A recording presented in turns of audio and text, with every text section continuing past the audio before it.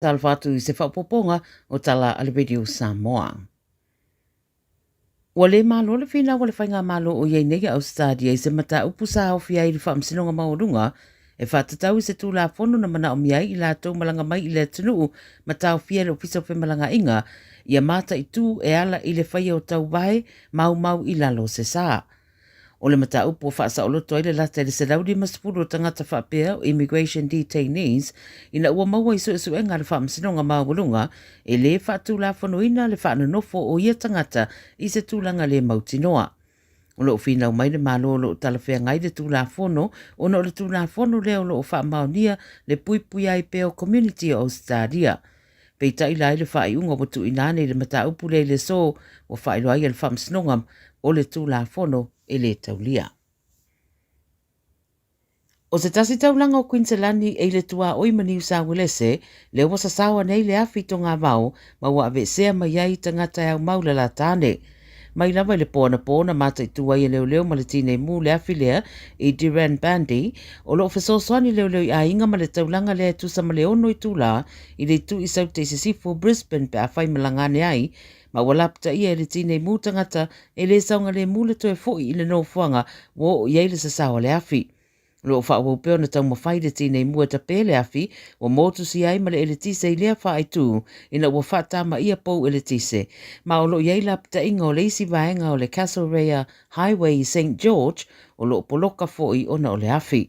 Pe ama le ono sa lautangata au mau le pitanu o leo Duran Bandi e fua I le tusinga ingoa o le lua whelua tasi. O lo tinga ina nei le whare mai se li ina whana le tangata I mele pone le vasa nei, whai mai mōri maua I lātou na mau atu sia tangata e tolu surono tausanga o se li I mai Dandenong e mau atu ta oto le o ngā tonu le ala tele I Amata Crescent, Frankston North, te o le a wharafitu le whewhira songa fua. Na whesoso ni ei lātou na mau atu ma ave ai le wharamai mulimuri ane e tinga I na manuanga. O lo o wha wausu e su e ngā leo, a o nisi whaamtalanga o ripotira 9 News wata wai, sa iei se kulupo tangata na ngā iane ma wha leanga le taavale le ua a fia ini pate ma mulimuri ei whana ma sosola ese. O lo iei ata le CCTV o lo mawai le whaalamlawe le nei, ma wa iei ni tangata se to rua o tāmu mo ese mai le no fuanga lea, whai mai mōri mau o whaatumuria nei leo, I le whaatino ina o suenga. No o whao ngā mata I whau sue leo le lātou suenga, ai leo iei se talitonu ngai a fia ini kengi lea whaalamlawe, a o wha leo fo I mapopolenga o tangata au mau I lea wha I tū, ona e toa tele nei a lātou whanau. O whautua ina so stasi si la pia se wha matalanga, ia wha whisota I wawe leo po le Crime Stoppers. Whai mai e toi titi awha miliona ua wha asala e tutongi e se tasi company o na le maliu o se tasi o ana tangata whai ngā ruenga na tanu mia e le tusa maleono sa lau kilo o le maa. O liputia le 7 News o le company le Avardstone la tau te sapalaya maa e le ngata I sini au Newcastle foi ua maua I suenga I le whalamlawe lea I le I lava tūlanga tau le puipuinga ma le saunga le mu na tuuina le company mo le puipui o soifua I lea mata upu. O le tangata whai ngā ruenga I lima suruono tausanga whai ngā ruenga I le warehouse na mariu le lua whelua I le whalamlawe le nei ina ua o mia I poloka o maa I le no fuanga o le company I Newcastle. Na iyo ina le company a le Avardstone lona le whaatino lona tiutei tūranga tau le saunga le mumara soifua malaloina o tangata whai ngā ruenga. O whaatonu ai le whaamsinonga te tongi le ono sa la wafe pe taina to e sere 5% ona o le ioi I mōlianga ma ua whaatonu ina I e te tongi le whase lauri masafulu wafe. Talamuni muli, o le fia to tela lau whaatau le whalawa le Hawkers, ina ua maua sa whaamantalanga I whaatatau se whaalawi loa a le brand lea sa whaia na malo ai siurungari I mai Queensland I le whailonga e awhita la sa whaasalalawina le lātou whaapitoa, peitai e le I mauane lava se tupe siurungari e pe ona tā ua. O li patela 9 News o le rungali na malo I le awhita la e pensiona uma, ma whai maila la whaamatalanga ina ua lai lo o la ua malo o le la manatu ua tele le tupe ma o le a tele ni a la whaataunga me whai ona whai ai. Peita I o mai le so e le I maua le awhita la ina ua whailo ane le company e iei se wha le tonu sa tūra I mai I le upenga ta whailangi ma o le a le maua I le awhita la ai na o le selau tā la. Whailoa se so upo le haugas, la tau te malamalama le le fia o tangata na afia, mai whātu ese ai lea wha le tonu, mongo la tau whapsota ia I la tau umasa o fia le whaptoa, e ofo iei vouchers ta I se lauta la, ona o lea wha le tonu. Pai mai nisi ua umai ma le toi fia whata wina o le whalawa lea haugas, pe a whai o le whainga lea o a la tau whapitoa. Tara nale Radio Samoa mai Australia, mole nei fo iaso. 24 hours a day, 7 days a week, Radio Samoa streaming live on www.radiosamoa.co.nz. Talofa Samoa, o Atish Narayan, o le Licensed Immigration Advisor mo le Auckland South Immigration Consultants. E visosoani mo so se tu ai ngā visa e malanga mai New Zealand po Australia. Telefoni mai nei loa I le o valu o tasi o no valu wha fitulua. Po le olua tasi o no valu fitulua tolu o. Avia maua sosa, Omega ka, Ianga loi moa, Omega ka, Tabale tau mofie, Omega ka, Fili mai loi le Omega ka. Omega Cars, lua selau Capitis Drive I Manukau, po le telefoni o iwa lua fitu 5 tasi lua. Susu mai Manukau ne, Omega ka, Umalole keisi le Omega ka. O le R-Dash Travel, o le company numera tasi le taungo fio pasese mo malanga inga I Samoa whapea le malanga mai I Samoa I New Zealand ei. A whea de loa I le ofisa o le R-Dash Travel, tasi valu lima Great South Road I Marurua. Pe vili mai I le telefoni tolu iwa lua o wha o. Tolu iwa lua o wha o mo le R-Dash Travel. Radio Samoa, tasi mai batolu. Radio Samoa. Tasi limai tu.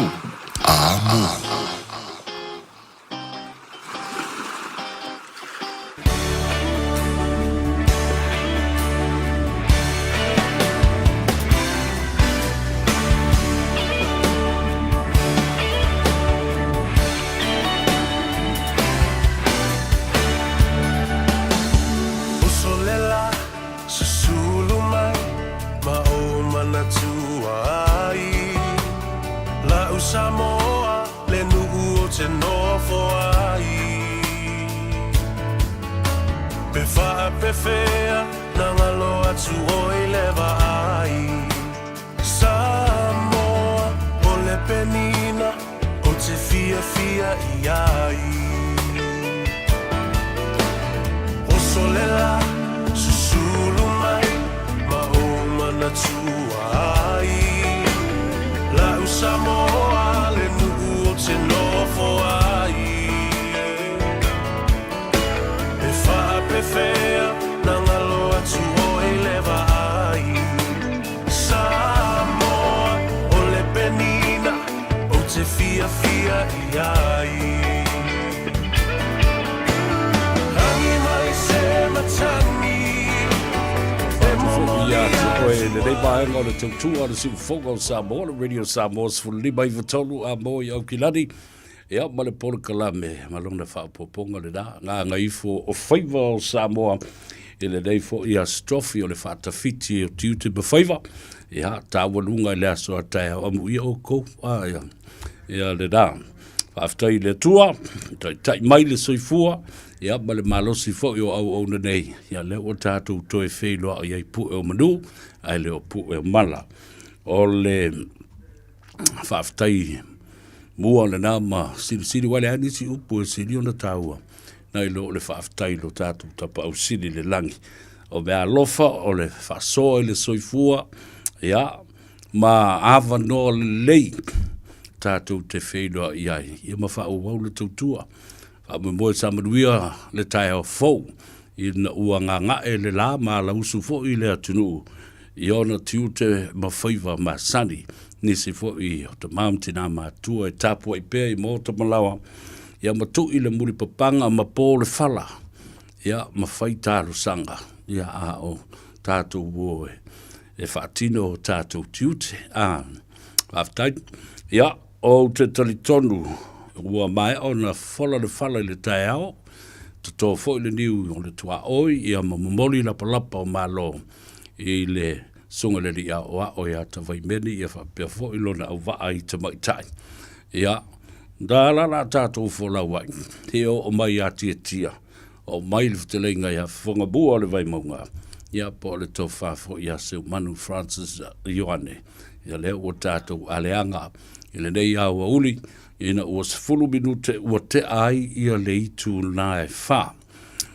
Whatulou le tafitolu o le tātou vāndanofo, pa ia mamalu wha le malo, ia ai te nane fo i o pa ia sautua whawha, wha le anga nuu, wha le atu nuu. Ia ai mawalunga le vi inga le atua matua le tuu ia te utau o le au whai te talo. Ia mau outou Faiva mamana. Sā le vi, ma le au whai ngā ruenga pa ia, o tamasā ma whioi o le langi, ia ma le ngā ruenga o lo tau suasua i le ipu vai o le ola. Ia ma lo le ngā lua i ate utou le au whai ngā ruenga, le whaua tau mai i si ui, wa ngā i whoi le la i le mea e ngoto i ai. Ia ma mapu i eise i au lia whoi le tae au sengi sengi. Ia na tātou toi a mata whoi lea. Whatalu whapitoa, ia te oele ta mamatua, tu a sinsina o le tātua tunu, ia matina mātutua, ia ma le lātou fo i tāpua inga, o le au no fofale. It will never go unnoticed, ia lautou fo i ngā ruenga, o tau ia o lo ngafa matamaiti, o tau mawhtanga, ia whapena fo i o le toast ma le iputi, o le fuala au, ia ma le vainga o tātou mātua. Vatu le whamalo le atou savea, whapea fo i lo soa tau. Ia le sunga i lauli Isaac a paunga. Ia lo o mase lua fo i ono le tulanga o le whatinoina o le au unanga ma le tautua. Whamalo fo i atou tau o e o lo ilunga le aratele. Ia ma lo le whatotoa. Ia ma le lava papale fo i male ono sai i leanga o ami o isi avtavale. O isi avtavale. O mkware ma fau. E kipi sa o i fuamu kolosi i fua i o numa. Le ke pulaku. Ia awal tu i ilo lima langa e mata. Ngare na mea.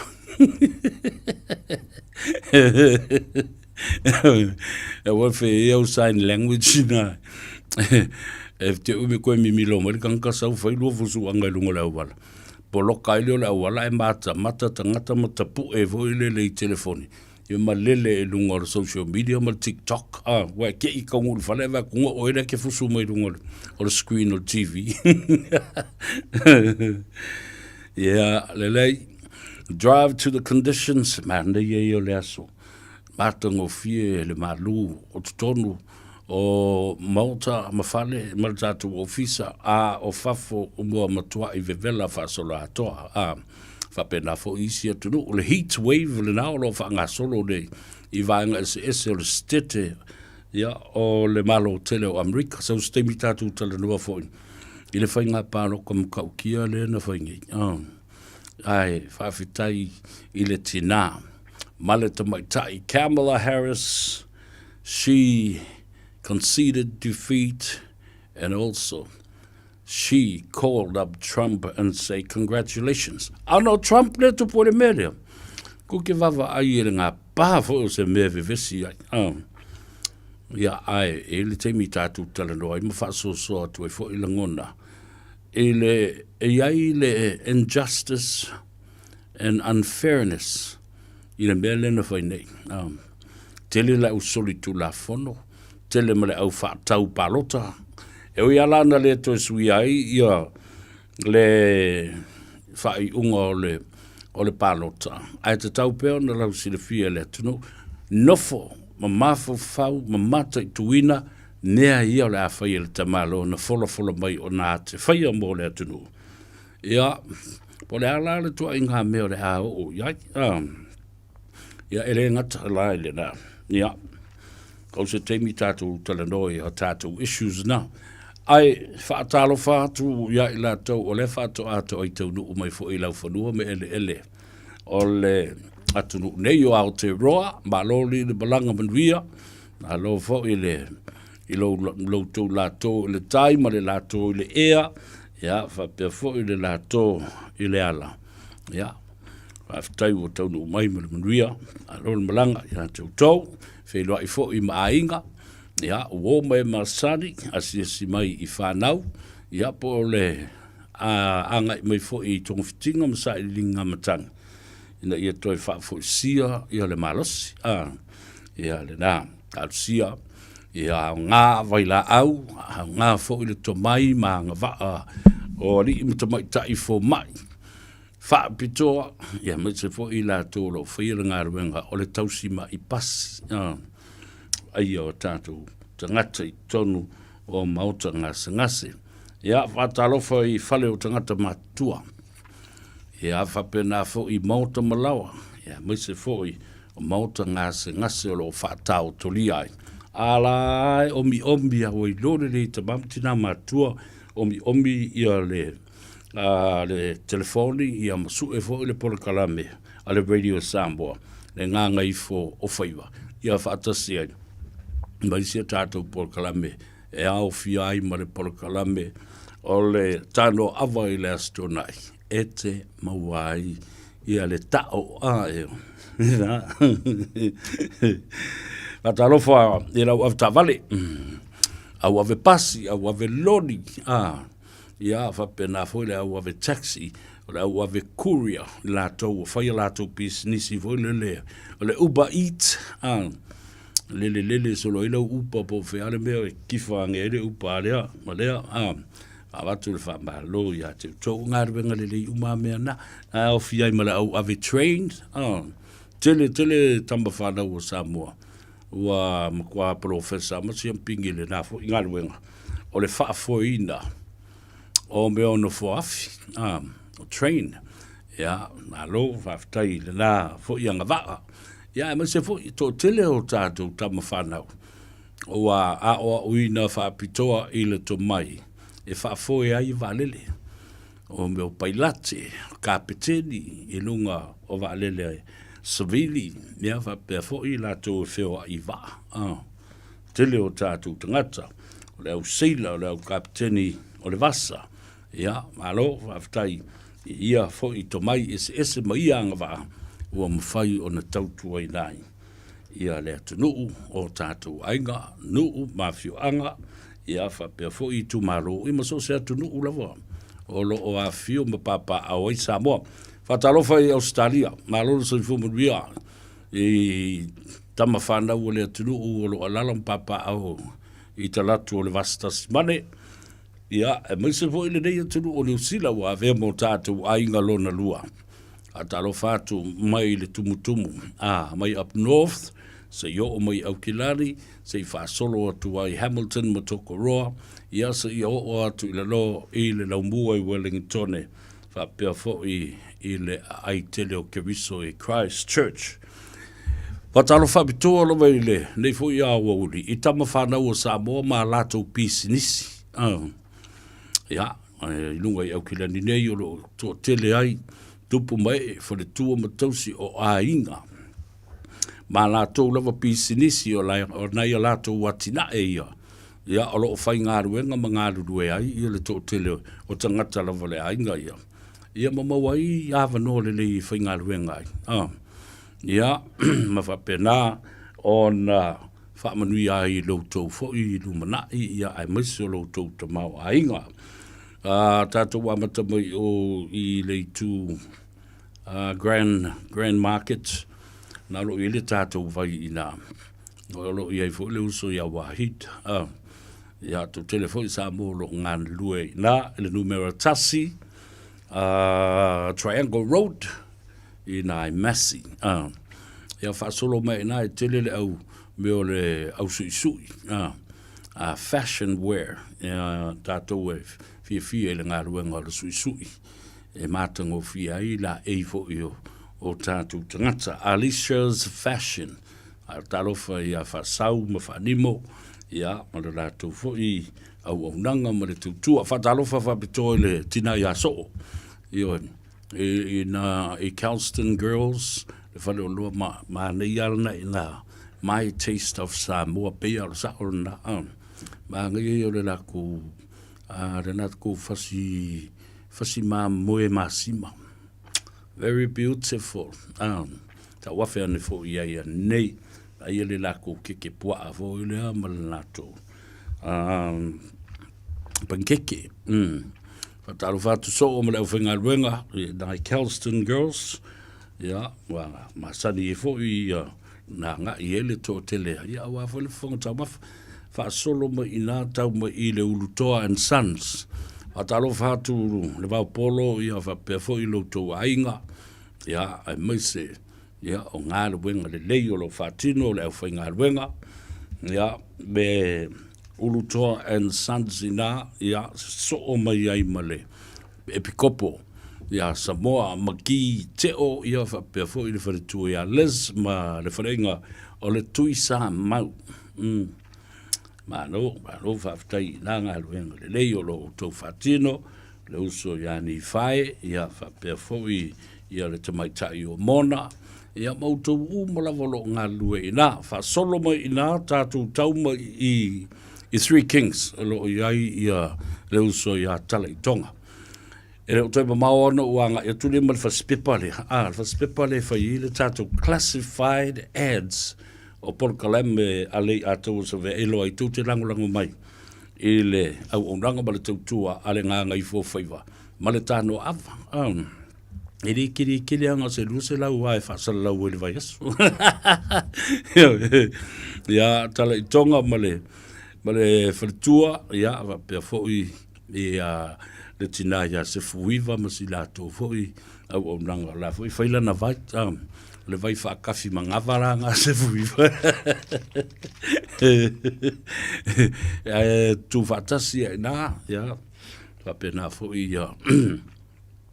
O maila ia le Yasmin. Au nanga fu ia le Yasmin la tau i nai o le hanga. I le whale whatali i pasi. Whafsanga i le rei ma le au vaenga leo le Auckland Library. Auckland Council Library. Ia, latu fuel whamalo e ngau kia wheku. Isi kaini. I ko wha ia ave pas. Ave pas Samoa la. Nei kama i ki ngā whapengi i arae sae mea kama ngā leo rupua. Pe rue pe korungi rupua. E wala au mai whamai. So, rea toa whiuma i se i. Suma i se i whaika kou rupua whakurei whawkai we. Au ke whia moe ei la porkala Amerika. O minga sai. A waloa ti a tau leo pasi. Waloa le ngā lue. Ia, waloa fwoi. Awa o tau au o lo iai ia le saunga le mu. Ia, o le telefo i o tātou tina, ma tamaitai, o tamama tina mātua, o lo o whetalo loa, ia mese le whanau a onga, i lunga le pasi, riki mi mika pe alu lau pasi pe au makungi ni nai teine au le leifo, le lunga ke i aua, whai au skairi ngā e kaula vea i le pasi, ia nā ia uo ave pasi umana, ole aswan nafi na lo te ai le mata upo le sitseni New Zealand o tangata Samoa.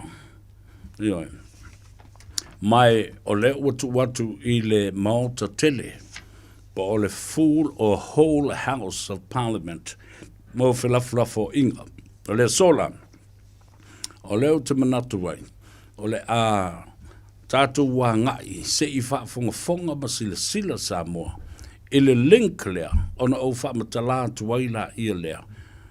Vaenga ese mani te unga, o afo ini mea olo ava i ai ia le whaamua.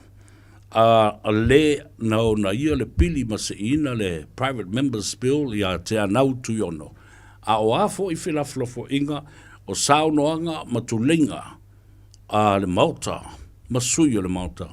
O le Parliamentary o New Zealand. Ileso nafi. Ladies and gentlemen, I want to take you and have a flashback of what was happening yesterday in the House of Parliament with the Citizenship of Samoa, the Restoration Amendment Bill. Okay. Okay, le lei se i tau tue tilo atu i le tātou wō le tātou malolonga. Ua na o le Radio Samoa se furulima iwa toru a mo e tautuaina o e ilaungangana fitu aso le vai aso. Fia I mea whai mga yo inga I le taupito nuu. Ua mawhai ona au ina atu e le pūlenga anu o au kilani. E ala atu I Auckland Council's local boards. O le Festival of Roses I pānau. O se wha moe mata ngō fia e ua tāpena ina mo oe malau a inga. Sila I le au le lei o tongala au. Mai moa I le tele o whaafia fianga. Tau mawhai mea ai ese. Whaatau mea tau lima. Ma le tele o vainga e ao ngā mo le ainga atoa. Amatalia le aso se fulu o Novema. Mai le se fulu tasi il tai au. Anga I le whaile afiafi. I le Dove Maya Robinson Park Pānau. Mo nisi whaamtalanga. Tanga I ana I le ourauckland.nz. Ma o omi le upu events. E tolu sfulu afe tala le tino I tupe wa tapena I le Digicel mo lana whaapitoa. E fisoso ni ai le tonga tau le suifuanga waia nei. E tolu whailonga tupe ta I lima se lau tala cash. O le ase ina I aso whaweile taitasi mo New Zealand ma au se talia. Whaatau so top up luas futala pe sili atu mai whale olo masani. Pe lafo foi online I le Digicel Pacific. O le mawale olo wawanoa I le sei. E te anga wa foi pe a lafo so se leni le my cash a le Digicel I Samoa. E whaunga ai le ClickX Pacific. Mo nisi whaamtalanga wala au le over se lau tolu fa lua tolu. Sekia Digicel. Radio Samoa. Taslima iwa tolu. Ama. Okay. You see right about now, we're gonna take it way back. We got live reds in the building. Wait now, bada boom, bada bing, that stories of tone, commentator. Too good, no control, I'm a simulator. 651 lion, this collaborator. Someone left hook, coming to my data. Eastside P-Town, 5024 click. Creekside, shout out to my brotherhood, I'm homesick. But you know this, you got me singing la la la ta ta la la la.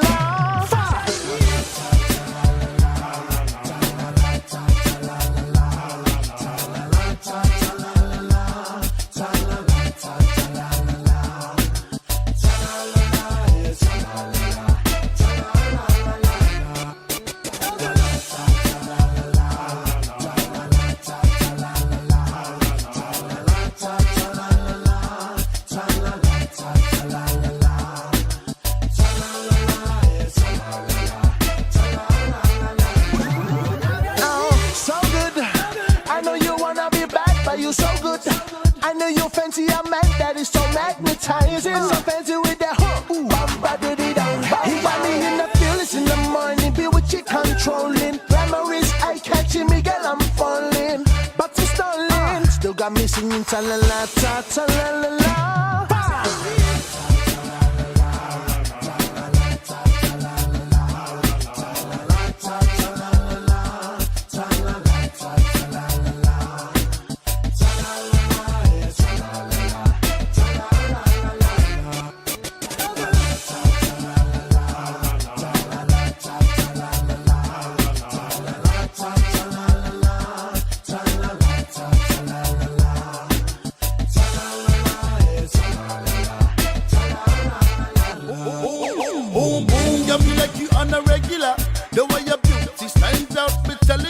Woman, those eyes got the fuse all over your face, sticking your body language, cause they feeling the same. Come to a little closer. Pick up your voice for me, put out the fires, getting hotter up in here. We can't cooperate, come on, you can't disappear. Oh, no, nobody's in the chance, get a bright cause you are mine. One and only one in the area. Where no lion, watch it. Ja, toi whatalo whatu ma whamalulu o tu fo i le o maua i le link le nā ua tuu I lalo I le asone nafi. A tonu e sisi teimi le lumana i o le amwhai ona toi revisit I pe toi o wane a vifo I lunga. Ia ona tatu matala I lea. A o nafi I te tonu o le Parliamentary.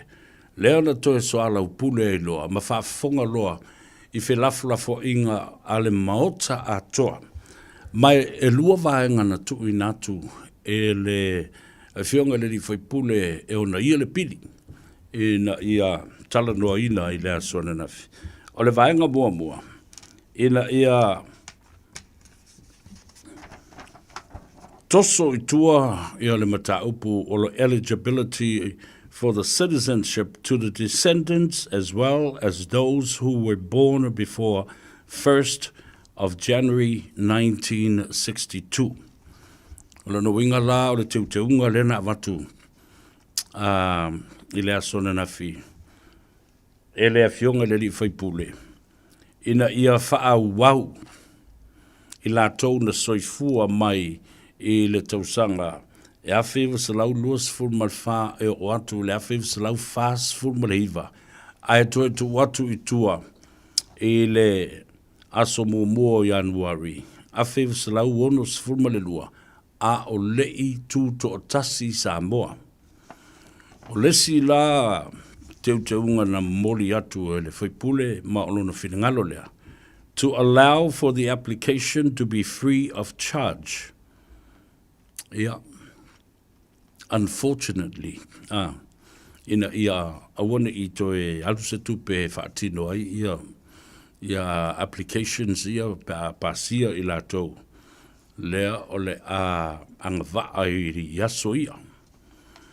Unfortunately, Teanau was unsuccessful in getting his amendments agreed to by the majority of the whole House, despite Labour and Te Pāti Māori supporting him.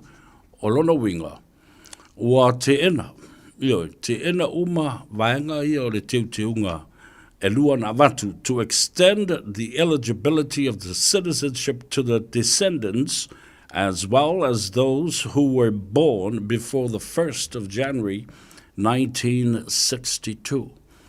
Ia, nela le nala ino whaiatu. E le whainga tā tele o na taliaina. E tangata umai tonu o le Parliamentary. O le toso lea, o le atoso whaatata ai, and extend mai le awhewis lau lua sifur marwha. Se yo o le awhewis lau ono sifur male lua. O lau tūsi sila lai ai. O le whāsifuru o tanga, whāsifuru tausanga. Whāsifuru tausanga. O tangata uma na whāna nau mai I le whāsifuru tausanga le mon tupu tausanga ia. I alu I le whaamrianga. O tausi sila lai le mea nā lai on au whai atu. Tātou te ono sai malotu tele. Ina ia tātou ai ina lea manu ua ulu ua na o mo I lātou o tātou tamā matina mātutua na soifua tonu I le taimi lea. And it makes sense. E tilo le Parliamentary. Ua tātou mana o tele. Ua tātou lele upo e whai. I guess selfish and perhaps greedy a little bit. The extended period, nau tō sila la ele iai.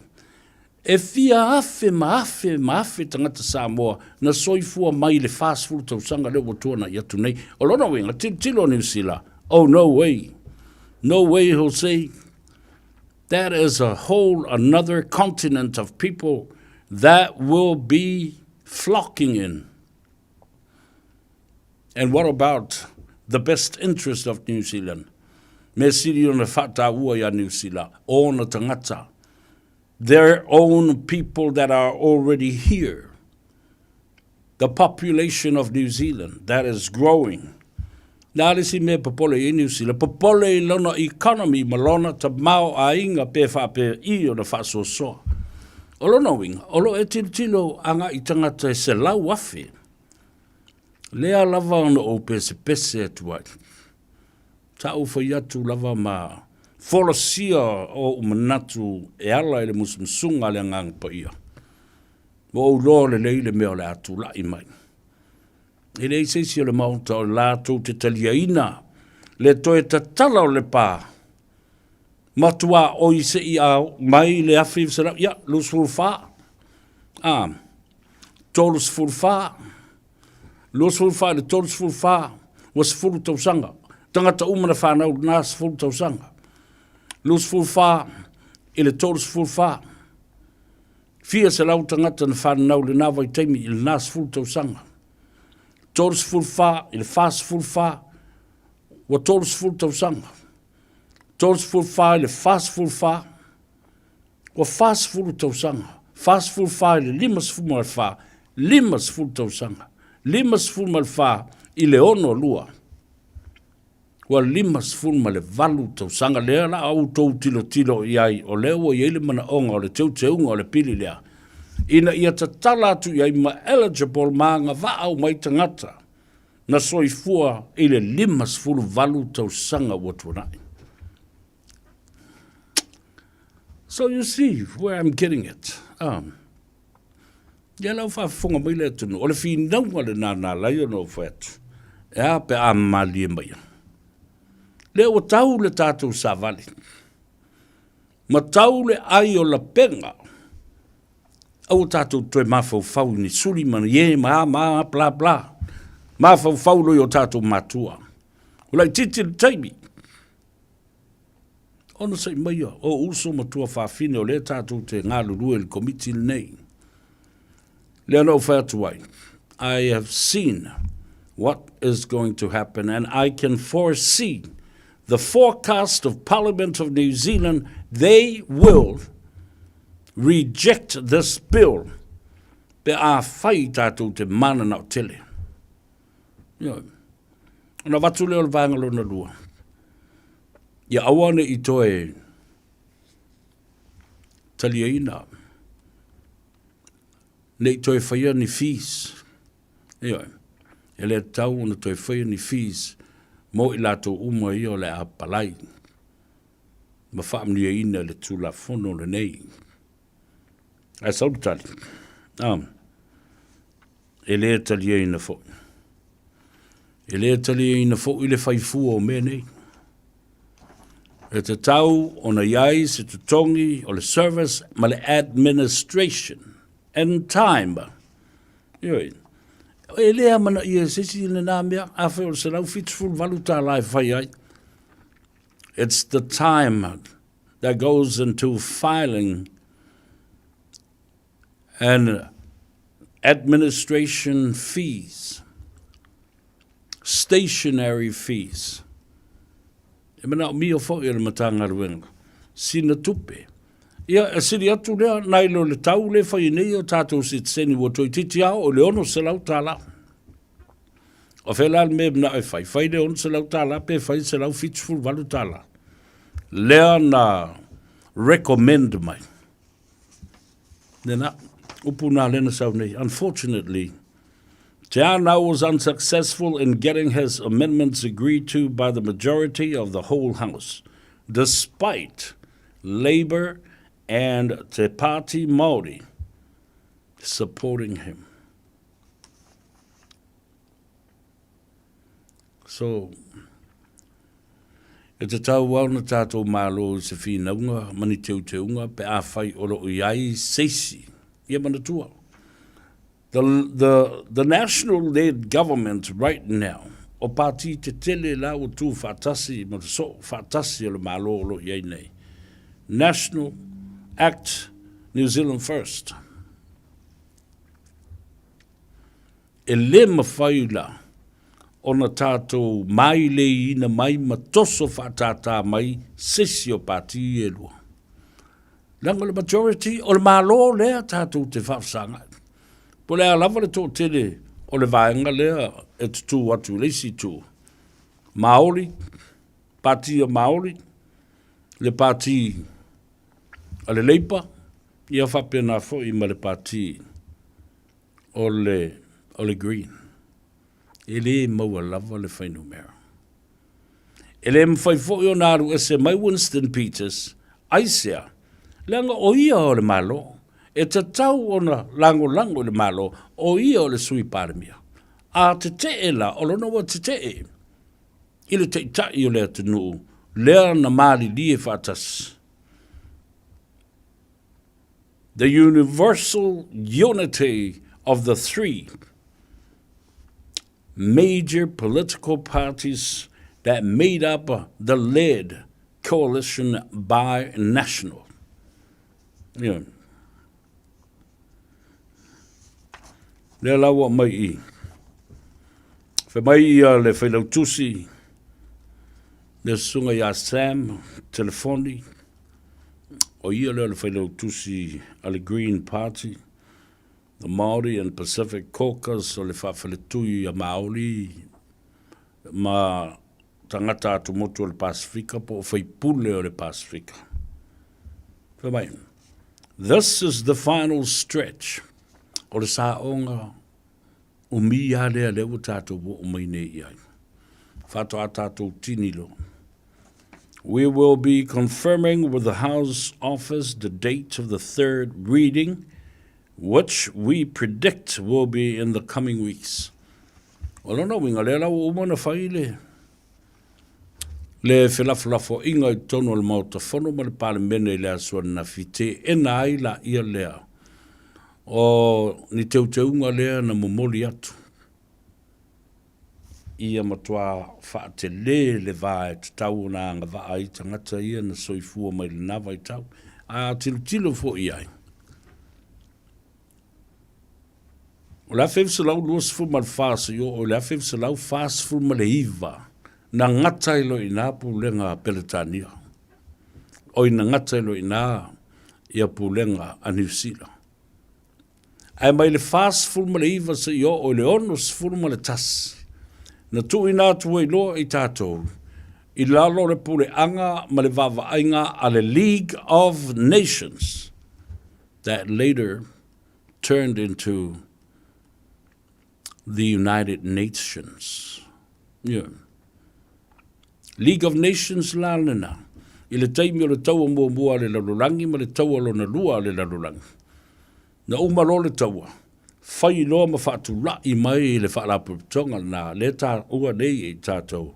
O the United Nations, po ma lo au whaatasi. Aisea, ina ia aua nei toi tu rai mai se isi taua whaapea, po se taua lo ntoro le lalurangi.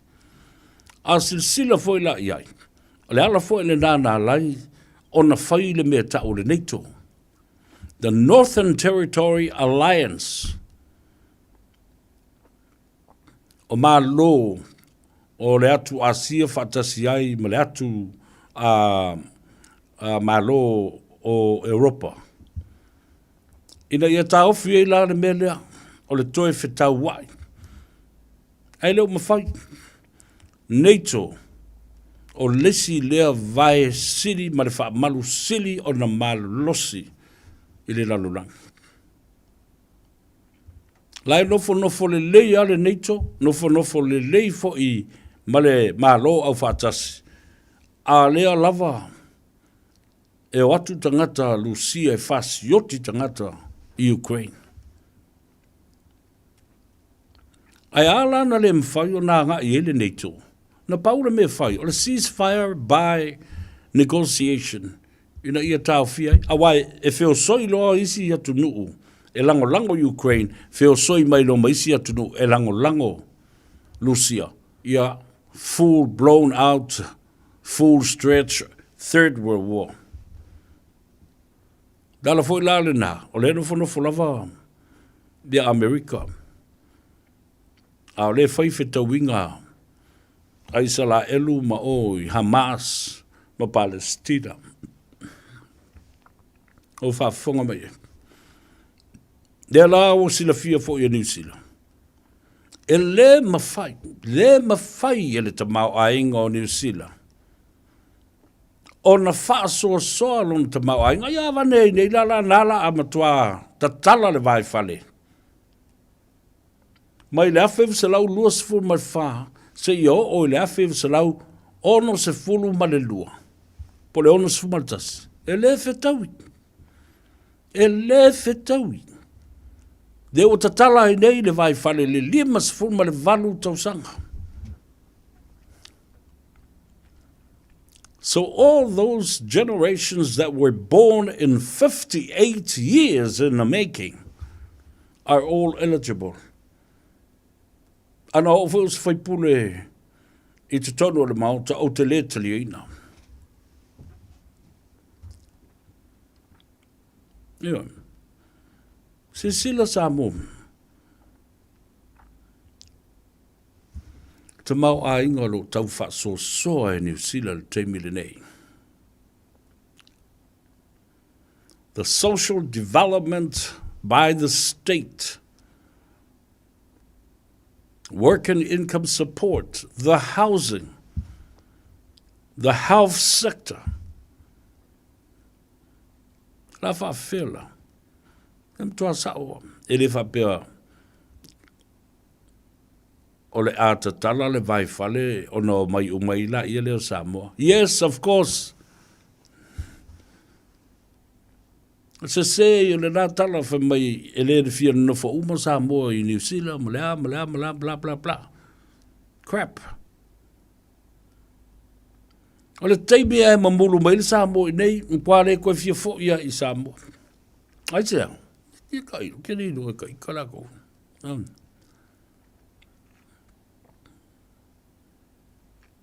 Ia no mai lola ia leo. Tango lai fika ifu. Fika ifu. Sfuru tau sanga, fia tangata Samoa na soifua le nawa i tau. Mai la feu se lau lua fasa yo o la feu se lau tolu fa. A feu se lau tolu fasa yo o la feu se lau fa, sfulesi sfuru tau sanga. Fia Samoa. Fia afe. Fia se fulu afe. Fia se lau afe. Na whana nau le vale o le lima sfuru ma le valu tau sanga wa tunai. If I was a member of parliament at the same token, I will deny and reject and oppose that amendment as well. It's unreal. E to ila nisi amen. Ia whai o fua. E lua melen tua tunei. Ai I lo utal tununga Samoa malia mai. Malia mai a tātou komiti. Mal tātou au lango le pili. Tātou ai ia le manu ua unu. O amendments tau nau le mele. E tau ona to ese the stand-down period of 10 years after you have your citizenship declared. Ave ese. Tasil na amendment te tau na ave iai. Beato iai seisi. Whelaflafo inga I le Mount Whuru ma le Parliament o le uwa vai atu nei iai. We are weeks away. E leo toi tele ni vaso. Masaro risi vai aso po. Risi lua vai aso. Finalize lua. Ma faita wina wha tolu. Ma wha ma wina loa. Pe te ena. Pe ato I whafuru tātou pili. Ala aloi I. Ioe. Le malosi o lo tātou wale lofa. O le ale mele tau te mana oi. O le whinau atu a o lei o tātou lima le mea. Le ua pu e mai le manu. Ua maua mai le manu. Le manu o le seunga ma le tūlinga. Ioe. A le tau te mana ua uu I le si vang o le vao le manu. Uu malesi mea. Le manu I mamulu sola malele ese. Ona tango atu lola ia lea tango. Ia tango I fua le manu. I fua le bird.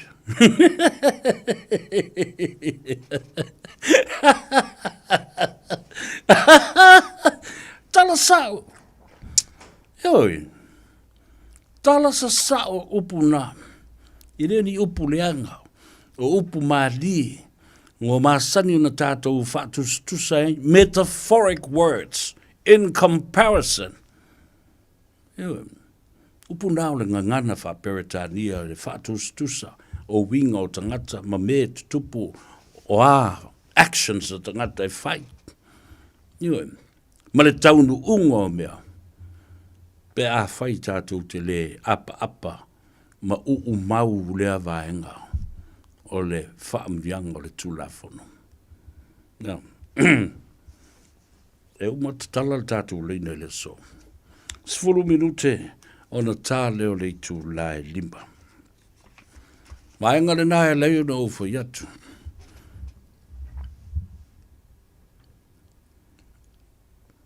tawana toi tu inatu seisi fautuanga.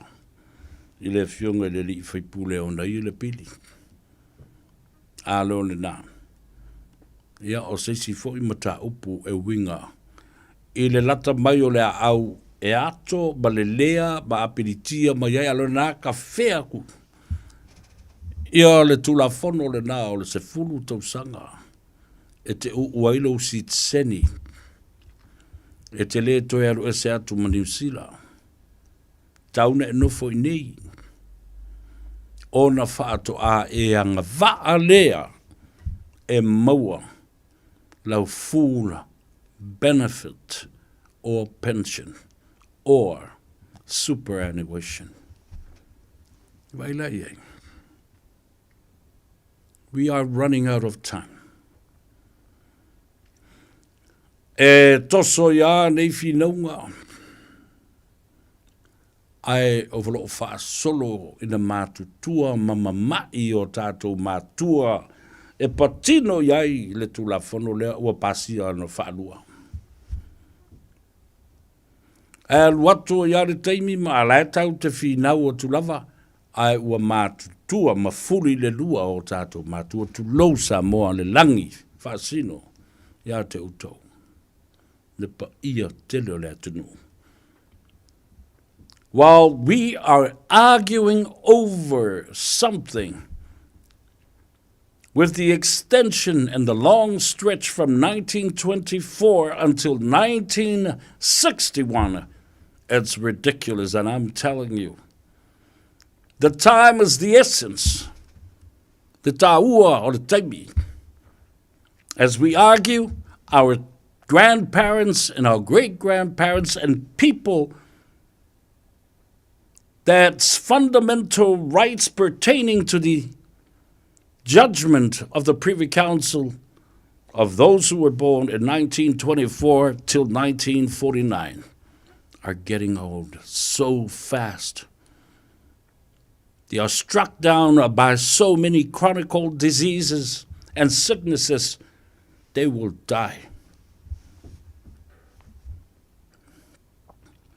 They will never live. La to te le ola e soifua e va ai I le nātai au. Ina ia whae I le sao ninga le sitiseni. Ma ave ese le se furu tau sanga pa whai e ala I a loto e tu leili ma ta upuna na ave ese se furu tau sanga. Io komeki. Whai nei ale internal affairs le sitiseni. Tai au, po lea vai aso, maualo male, super anueta. A whaero super anueta lalina, tu e whao popo iai, male si teu te unga. The portable pension, o lora I Samoa lango malulu, kene ele mea ngei, o ona na o tau Citizen. Ai mawhaina tala le tau pensiona I Samoa. O tau ia o suri, na tupunga mai I sulu ngā titi o tangata nei, ana whaua e awanua oe. Nā whaua e anga waa oe e te alu e whao ngāle Citizen o lauta mama lauti nā nalu o mauale. Langa pension. Whao ngā family category. O lauta mama o lauti nā o Citizen o le atunu o inaelu watu ai lau normal process to the New Zealand immigration through Labour Department. Ia, lea tātou wō, e whai le tātou malolonga, o le malolonga masani le nā, o le 5 minute o tātou whasisilanga ma whasilanga, whaapisi nis, e mo le tātou tupe, so o tuai ma tātou talafou I vai whanua, pēr tātou tue fo I mai lea, ta tala le tātou leina, a wasapina ngalo, lau tele o le atunu, I le whinaunga leo o tu inatu nei I a te oe.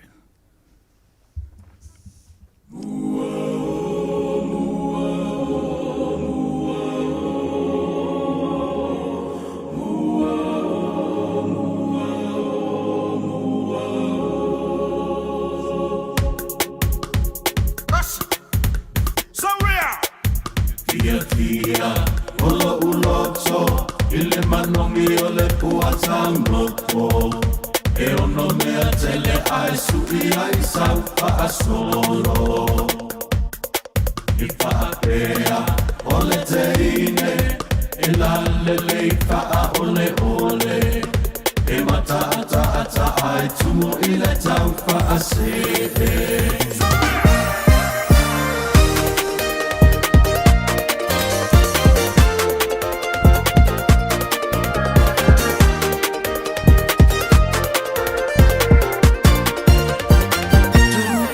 Samoa.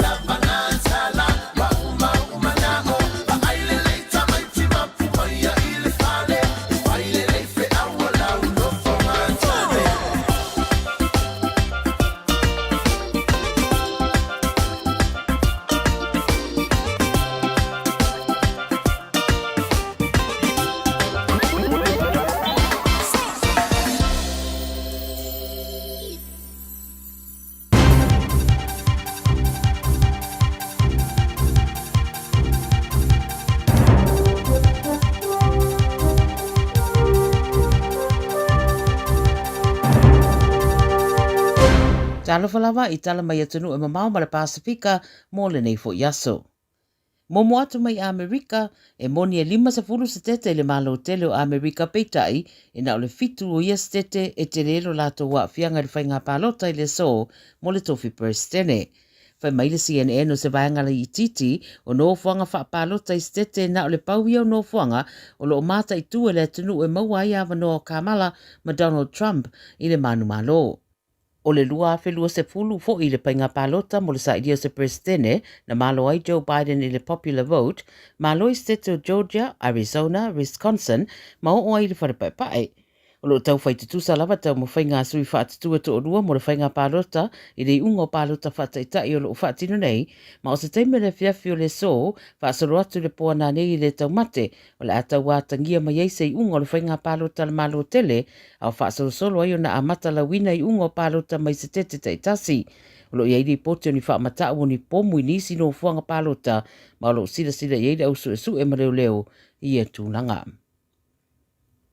Mai Israelu, wa whaamalolo le palemia o Israelu Benjamin Netanyahu, le minista o le puipuinga no nā tunu o Yoav Gallant, I le maea o maasina na whaiaiwe singa I nisi o mataupu tau porkiki a lātou lava, a meise ngā yoinga le tunu I le tau olo o au fiai. Whai mai Netanyahu, o le whaatuatuanga I le vāo ia ma le minista ua whaaleanga ina. O whiriwhiria rā le isi minista fōwa iei nei o Israel Katz, e avema minista o le puipuinga, e se tari ane le minista o whaamalolo nei le whae unga o whaia I a teia, na ia whae no ai, o le saunga le mua Israelu le avea pēr mana misiona ilo na o langa. Whamai a ia, o le whaamalolo ina o ia, wa mafua mai mea tolu, o le mata upu le au unanga tau militeli, o le lafua ia o ilato ua ave whaapangota I Gaza, ma le mana o mia o le whaio se su e ngalo ia, I le ospa inga le Hamasia o ke topa le sofitu nua whelua tolu. Whai mai le pāne mia ua fiu e tau mo whai e whaalereia e se esenga, ma le minista taluai, peitai e whaawau pēr o na whaatiteleina. Mai le Pasifika I Amerika Samoa le aso wanga iei no fuanga mo whainga palota le territorio Amerika I le Pasifika Amerika Samoa e whaatino palota mo le saidi o se kovana, lutena kovana ma se sui o Amerika Samoa I le mauta o sui Amerika. O le tau leono le tau na leilana tatalaifa le palota pato atapunia I leono le fiafi. O whaamawina e se fururima fe iwa se lau fast fururima I la tau wa mai ona le stala e palota. O I la tau ia le awhiri na mai sui o Amerika Samoa I le mauta sui. O le saidi o se kovana ma le lutena kovana wa toe tamu mo ea I la ua lo tule mai le tofi le teminei o le manu peleti maunga ma le lutena kovana o la apui ele salo ale. O lo olu iina e pula alii Nikolao Pula Mapulu Ai Jr. O isi au tau wā o vai tau tolu whaaftai I au lualo sa avem whaatono le ofisa mo tangata whaingaruenga le malo o Amerika Samoa ma mai whau Dr. Mary Taufetee sa whaatono I le American Samoa Humanities Council. I le palota mo le kongresi wa sauni ai ui whaatali a mata e tau wā maisi fo isui tamaita I to tolu o whaatituane e au fiai Luisa Kwaea, Rosie Tango Lancaster ma Meleangi Sui Chapman. I Amerika Samoa whaasao na whaatawina se awa malosi le aso le nei o le whainga palota ma ua whailua se sui o le ofisa palota le atanu ui le Radio New Zealand o le mata upu au tuolo o fina waitangata I a whaale leia le tamau a ingo le tunu. Mai Northern Marianas wa malo le tamaita I o Kimberly King Hind mai le vaenga whaupwhai le Republican I le palota le tunu o Northern Marianas mo le sui o le tunu I le mauto sui Amerika. O le ua manmalo o se loia masa te teifono I le Commonwealth Ports Authority I tausanga wutea. Tūlanga rua le sui whaatu o le Democratic Party o Edwin Provost I palota e balu se lau onu su whaa. O le na malo e whaa afe iwa se lau tolu sutasi ana palota na maua ma ua whaafatai e le tamaita o Kimberley lana komiti na whea ngai mana ngā ruenga whita o le whai o campaigns ma whaalau iloa o le palota. O Northern Marianas le isi tori o Amerika. Ta alofalama o se whapoponga o tala mai atunu e mamao whapea fo I le Pasifika mō le nei fo yaso. E momo atu mai Amerika wa mai ona wala au le tamaitai o Kamala Harris e momoli lana whaamalo I a Donald Trump I lona manu malo ai le whainga palota le tunu. I sana launga le mai ai o le palota o sauno ai le sui presidente o Amerika Kamala Harris o le atu mau pele finau I mata upu sa fina wina I le palota. Whai mai Harris, wa ia talia ina rei unga o le pālota, mai te tau i tangata uma na whaalolongia le whaamai o le atunuu, e meise o le atua. Sau no Harris, ia i la tau sa langolangoina o ia, e le o le teimi le nei e si iri mai, a o le teimi e toe whaatūranga ai matutu mau, mo le sa o tonga ma le ami o tonu, e meise le rumana i e mawhaio na whausia whaatasi. Whai mai Harris, aua le tau fia le finau, mo se lalo langi siri atu. Mai si a mani o le Chancellor o le atunuu o Olaf Scholz, wa ia whaamalolo le Minista o tupe lo lato atunuu le Vasanei, ma wa ia whaamaunia le tūlanga i sana whaatanroanga i runga le televise le atunuu, whai mai o se ngā yoinga o te tau o na whai, mo le tau fia o ni mawhitianga e o i le atunuu. Wa whaia lea whai unga i le mai au aso sa whaia ini whio utana inga, i le vāo le whai ngā malo so whaatasi le atunuu mai isi vanga whaupai, le fōringa o le anga i ese mai i a leisi vanga whaupai sa langolangoina le so whaatasi. O le aso se furu limo i Anuari le ua whaatūranga ai se pālota whaatuatuaina, ma e ono whaia ai le pālota tele le atunuu i a mati o le tausanga fōu. O le teimi murimuri na whaia ai se pālota whaatupetope le atunuu o Siamani, o le lua awhi mare lima, le ana bala wina e le Chancellor sa iei lea taimi o Gerhard Schroeder, le ana whaia ina ia Angela Merkel. Mai Israelu o vevesi Israelu no le whaamalo le pāremia o le minista o le puipuinga le atunuu i le Vasanei. O vai ele au te te e idea wha i unga i rungo mga ala, ma wavala awai i e wa tatau o na wha mawai Netanyahu. Li potia le BBC wa levona iei whewawea inga i le vāo le pāremia ma le ministalia o Yoav Gallant, ma sa li potia fo i se temi ua sola le le fia o le minister i le mata upu e wha tatau, i le le wha tanga ino nisi Citizenship Israelu, mai le au nai i vai ngā awa le atunuu. O le tausanga taruaia o le itupu le vevesi ma le Hamas, sa wha malolo ai e Netanyahu le ministalia, ona o ese esenga lava wha polkiki, ai na toi wha whainga ruenga ina ina uaria e ni finangalo wha adia mai tangata lautele, pe ita ila i le Vasanei, ua sauno ai Netanyahu ua lea i lava ma se wha tuatuanga i lo lava, ma ua te tawai ona whaia rea wha i unga. O nisi o lo te te i le wha i unga le pāremia o lātou wha i roa, o lo tu ina e Netanyahu le atunuu i se tūranga la matia, ma wala awai ualanga tatau na wha malolo le pāremia, ma tu le awanoa i tangata o lo lātou manatu mamafa ia Israelu e taita ia le atunuu. O ainga fo i tangata Israelu lo awe wha pangotae le Hamas, o lātou lango le minista, ai te te i le wha i unga le pāremia. Mai Ukraine wa whaamaunia mai e vai ngā awa Ukraine wo lātou whisanga i male fita kore i mātū mō le ulua i taimi. I se whaatala noanga male au whaasara lawa kore i saute wa whailua i le minista o le puipui ngā Ukraine Rustem Umerov o se vai ngā i titi o le vai ngā aulea mai kore i mātū saos whaia. Wa sauno ai le presidente o Ukraine Volodymyr Zelensky o se lau pepa fou lea i tūlanga le mautonu i le rarangi. E le mai loa pe e ni fita ua maririu i whisanga inga ia, a wari patia foisa finangalo nisi o lo o mata i tuina nei mata upo e whapea, e fōringa o lo tatongi se tupe i a Pyongyang, a lea i foi, e rei lopo ua o foina e Lucia na whainga whaau na pōnei, i a kōrea i mātū e whesuia iai, ma le whao ngaina o le fita a lea atunuu. Talamulimuli mai i Tonga e toa lua i a li o lo i le wharamai pēa i ina ua taawale vale se pasi e lata i Rotorua i le tai aula sana tenei, ma lo whaia pēa nei le suenga. Whai mai le Radio New Zealand Pacific pēa tolu spulu tangata whainga ruenga whaavai teimi mai Tonga na iei lungo le pasi, o le toa telo i lata uia mai le motu o foa i Hawaii, ma whato atau nuuane i au kilani le teimi lea. Ta uere ripote o le toa telo le pasese le pasi e le i whaiene fusi pau, o le tū la fono i New Zealand o so stangata e sfuru lima tausanga masiri atu e te tau ona whaifu sipa i ta avale e whai marangai. Ai le apalai le tū la fono le i pasi. Lo o wha wau perso e suenga i le nei wha lavelave o ta ua na asia fo i le pāremi o tonga ri i e to o rua i le whale mai o lo o tau fiai. Tala ia le Radio Samoa o la fo i lau whaafonga mai tala i le Pasifika ma tunu i whafo e mau fo i seisi wha poponga tai au. Radio Samoa. Taslima ivatolu. Amo. Beta Drive Doctors i le taulanga whaatau i mangele, whaapea manrua, o le vainga o so ngase pe amana o mia. E whaatino e fo i matuipui o le whanau witi, o tuipui le COVID sfuluiva, mo i la tau e sfuluan tausanga malunga atu. Whaapea matuipui o le flu. Wala au telefoni, 255 valu. Mo so wanoe whaatino ai nei au nanga. O fisa fo mai mangele e taftafane o McDonald. Aman rewa e taftafane o Faletusi po le Public Library. Peter Drive Doctors Clinics. O le fitu au lele ma le fitu ta iala o ngā amata e mawalunga lana au nanga tau Early Childhood Education po ua o ngā amata Samoa ma le Pasifika i maangele e iai whaia o ngā le stala ma whaia o ngā lango wa lava tā pena mo le awa o ina o le whanau. E uti avanoa o lo o tutoe awa lai te whaatuai ai lesi tala nei lo walo kala au mai i le olua tasi tolu lima fitu valu iwa fitu olua tasi tolu lima fitu valu iwa fitu e whaatulanga ai se taimi e te asi mai ai.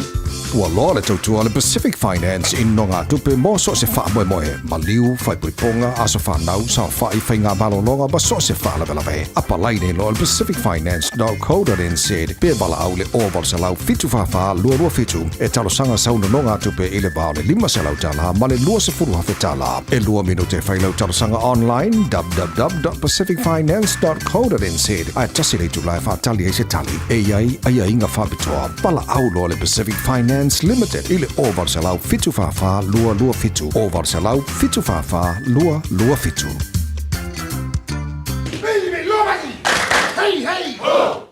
Ia, toi whatalofa ia te oe, ia, bale ngāra whiwhia, bale ngāra whawhtai, ia, tāua tele, tātou malolonga le nā. Ia, wā tātou whasilsilanga, whasilunga whapisinisi, ia, e maise fōi o le tūlanga o tātou talafou i vai whanua, ile ngana Samoa. Ua mwhai ei, ona lau silafia, o tō whafonga lei. E sea ona tātou whaalongo ini whaalawelawe tupu maisia tu motu o le Pasifika, ai maise ai i lātou. E au fia i le mele o le ngāruenga whaavaiteimi. Regional Seasonal Employment Scheme. Ia, tātou te talo e peo nau whai atu lela o lote mai al whaalawelawe na tupu i nei New Zealand. I le tae o le asusa lea na se i mawai atu nei. Malanga mai lea mai tonga. Nā ona whio so ia i lalo malmalewa lele au ki lari, whio so i le pasi a ngā i atulua. Nā lawe ai la le pasi lea. Whamei e tāwa le vale le pasi. E ofo i lele oti o stangata. Ai, tolu se fulu le pasi se le pasi. Se fulu ma le 5 na matua manunua. A olesi to se fulu na airlifted. A ta ule mea ta ua airlifted.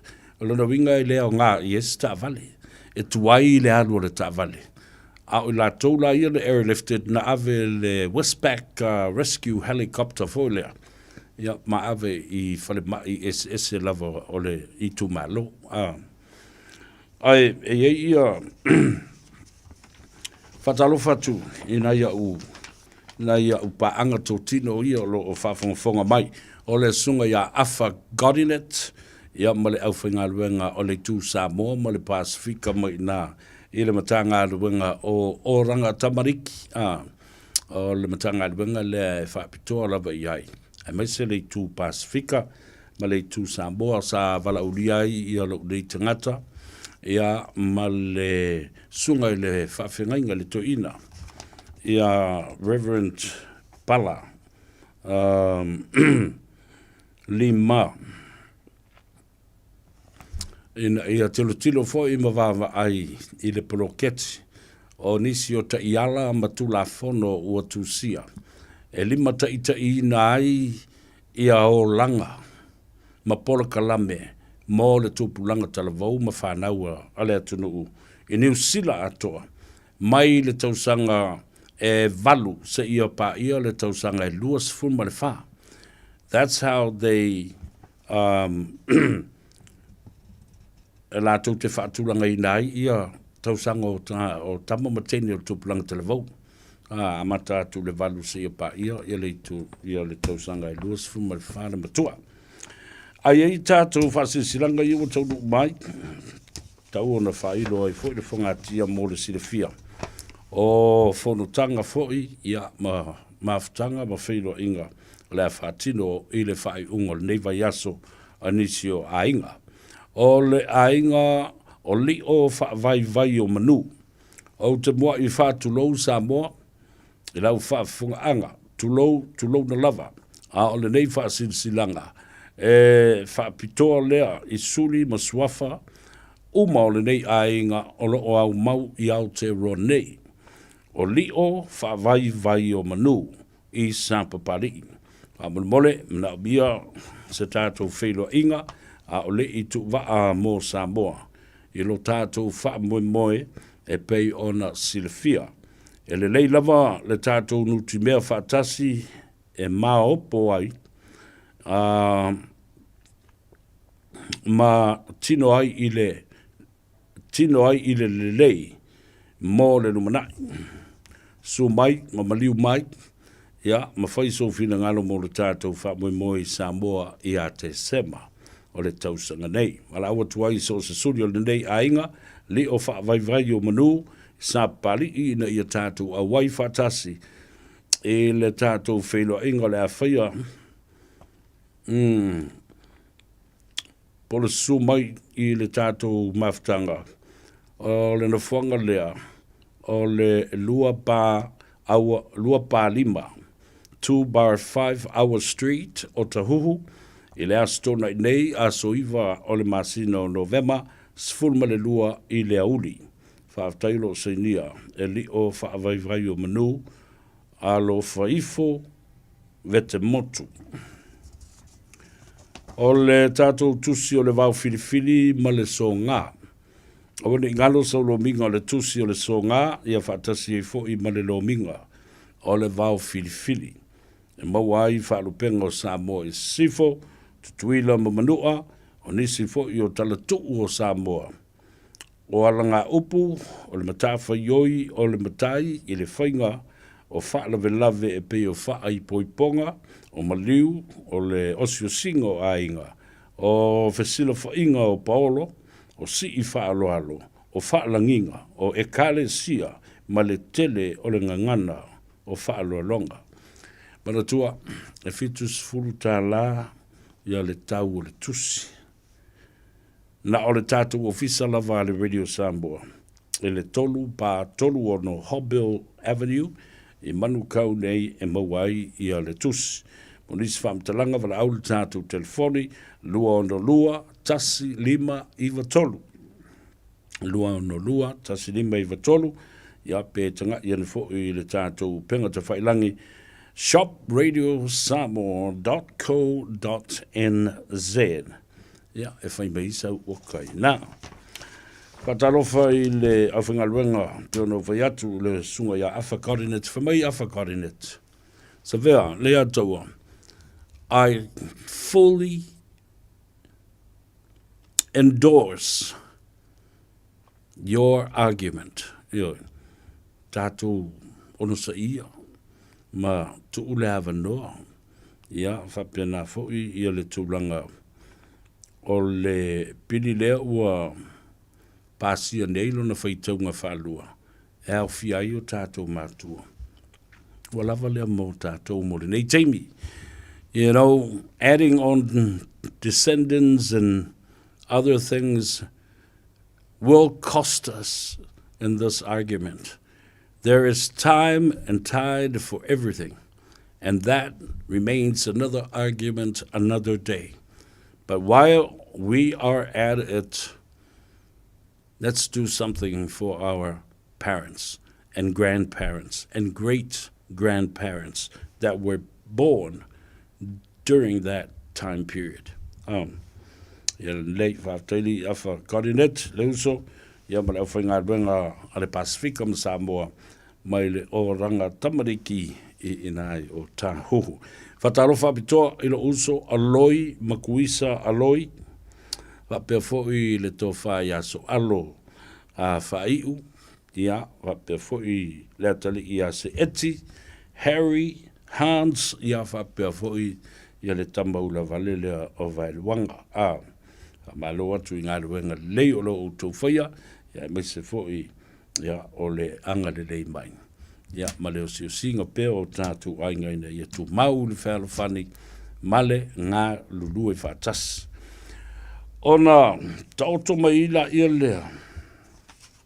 O le mata upu lea I le whainga pānota lea na tātou vivesi e nei. Whainga pānota a le malo tele o Amerika. Ia na foi walo ane ia tutuila mamanu o le latou palota i le so. Ia te lo fo i ai se teimi o na faa sila mai fo i lea po ai ua manu malo. A o ai fo i latou te lango ina ia Donald Trump. Ia po o le tamaitai o Kamala Harris. O le si mea tā ua lawai bora si le fia le tunu. Kamala Harris ceded defeat and she called up the President Donald Trump and congratulated him. Ai ana whaapea o Kamala Harris lea ua manu malo. Tali tonu mai e le file mu. E le file mu te malo. Tele lava vaenga sa fia ele whainga palota le nei. Ma tangi ai le pi o mea sa whai. Ma fianga o isi atu nuu. Lātou te langolango ina Donald Trump. Ma fia wō i Donald Trump i o lātou tai. E pei Vladimir Putin o Rusia. O tō sisile i whainga Vladimir Putin ma lana vaenga Rusia. Whaafefe ia le tele o isi no fuanga ma stete ia na nga i tau na man malo mai ai i Harris ina ma le Democrats. Ma le Democrats. Aia, whaafefe i pomu. Arau o mana tau e Trump, malana vaenga i tangata o the Republicans, just go and vote. There is no bomb. It is a hoax. We're just playing with their minds. O leo tau e cast le tau vote. Ia e tu o ile au vale para ai fefe vale na le wa kalanga kamalo. You know, nothing is going to happen to you. So just go and vote. Uma maile na, the Russia interference, the unfair election, ono leo fo'i na tula I maile tangata billionaire fo'i leo Elon Musk o ngā le Starlink leo o atu I Samoa. Oso maile tangata le nā, male fia se 10 miliona tāna, e whaatau mai ai palota lātou te langolango ina Donald Trump e tufa I tupe. Tautia, tuama tautia love. Elon Musk interfering and buying votes to support Trump. The Russia interference with the bomb threats. And now, leto ina nale whaangutungu tu lua o Robert F. Kennedy Jr. Amele tala ale tamaitai lea ua whaia ina nei. Malan tala. Well, America has got what it wanted. Now, America will get what it deserved. Tatu lofnof pea. Mamata I tuwina yes winga ole a o iai ia le vaenga. Ai maisele atunu atoa. La tato wo sina malo longa tolu minute fo I mai. Tatala le tato leina maisi fo I mata upu e ta wotele. A wale fa fonga ta puai. Malo ngā lue. Ole o te a toititi afa le lima. Ia o mafo in koloki isi a lato cards. Ia nisi fo ua mai ona sign. Ia ma ua sava le vali ta vale. Ia nisi o tu le pasi. Ia o I lato la ia leo tu le pasi. I le pass stop. Vai. O tu te ngā ia mea company vai. E maua maki le kira ai o le tu amale. Ma whaatali lau pasi. A marau leilo. O la ilo ma maho mai aere. Ele pūlenga. Ia le mea fo le nai puta mai lo manawa ai pu kango ku se me kongoro mangawa po sulu I kuo I olo pa kuo mremen. O tu te o ma ave me whainga ngale. Ale company. Ia la ave la I fea. Ala wa whenga whai.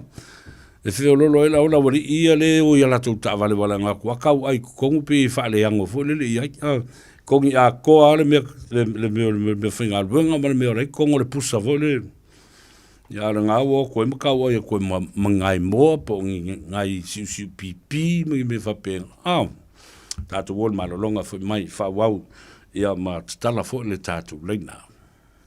Ua mawhai o na awera tula polo kalame le leimo o ia so taitasi o na o le langolango malo si le whale maliu a se alo le atunuu o ese tātupu Funeral Directors i Manukau City. Polo kalame leimo e talo falava. Ano novo se tasi o tamai lona na foa. Ma ulo na mora ulu.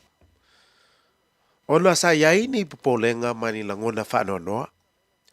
Sa fiu lava le tamai tau whaafifile mulo na mawhawhau. Asa le maua se mapusanga. A o liu maa lia lona na foa ma wha alue ma wha sanga ifo. I le wha malama. Na wha longo atu. O ata fifia mailo na afine. O loo tala noa i le telefoni. Masalo o lana wō le na la tala noa. E wha peo le leva i o le tala noa ma ata e le teine pei lava o loo mata i se whale itu. O na mata tua lea le tama. O lona awa fine. Sa whanoa noa i le tai au. O na sa le manuia lana talo sanga i sanga aluenga na. Na iai so na whanau nonga tele. Ina ia mawaina. Na mole mauri ta mai whapea. O le wō alau la whine lea sa la tana noa i lunga o le telefoni. Na avea ma vai la au maalie. Lea i langona tinga.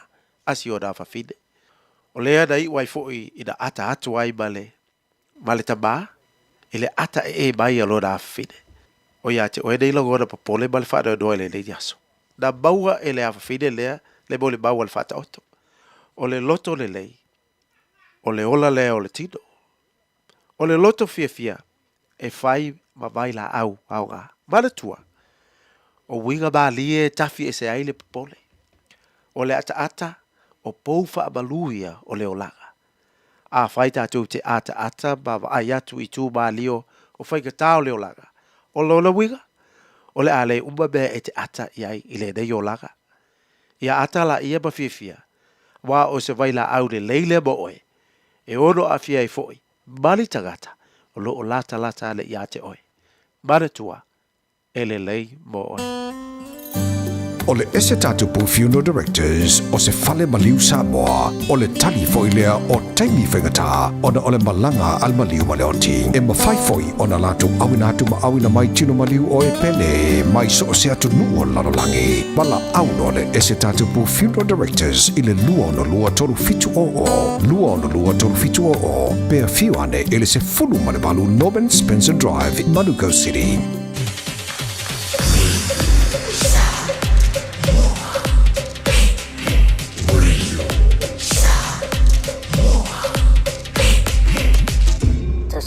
Betul. Amo.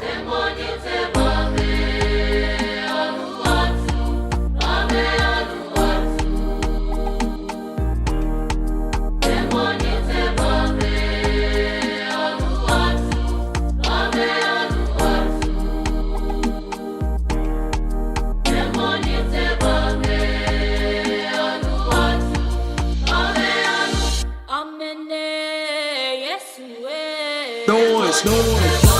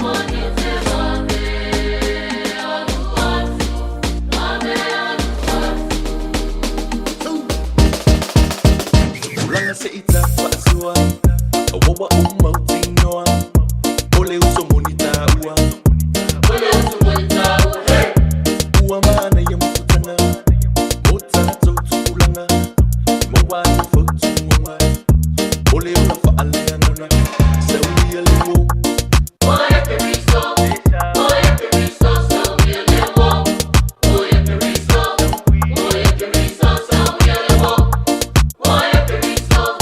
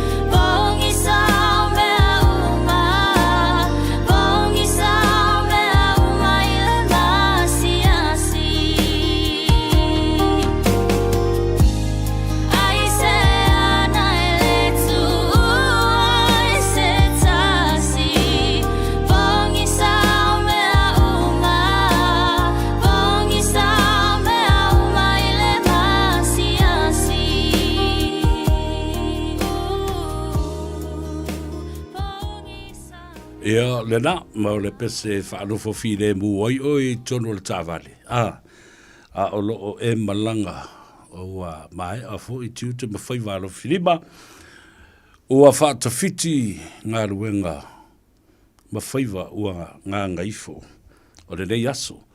Ia, toi fo o tai au, ia, whenua I fo ila ia lea malea swawaile o mia wa o le kaimire ngā vore le e ke ngā lue ara kilo a le kaimi. Ia o na tō so whaatata tua iala ia lea o le o le vai o le wati. Ma pe ia ua umia ia le aso. Aisea, the feelings of anxiety, excitement, all the feelings. O me ai na whaaputuputu mai le aso ngā fuose I tau mai I le aso tofi, whaatawhiti, o atu tae au. Mo e fia vave alu le whare. Eri kai a umanga rue ngare, pārangi na whare. O hilo malo, malanga mai fōi ma whaatasi mai le tātou por kalame. Ia o le uso tu ofe, o sila fia fōi le atunu, nei to mali. Po le nei fōi whare o polu. I mea whai a le atunu.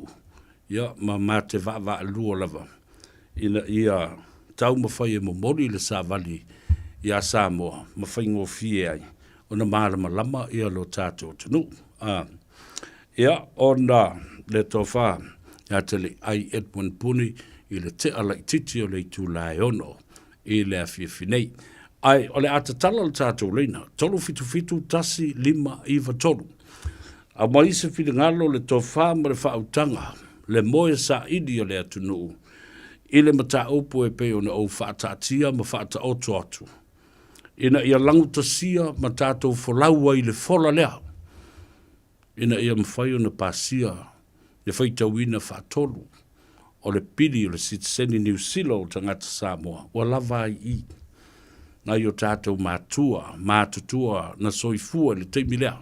Tolu fitu tasi 5 iwa tolu. Au ange koe whapi e sisi mea. Ta tia suri la tau ia, mō le teimi nei.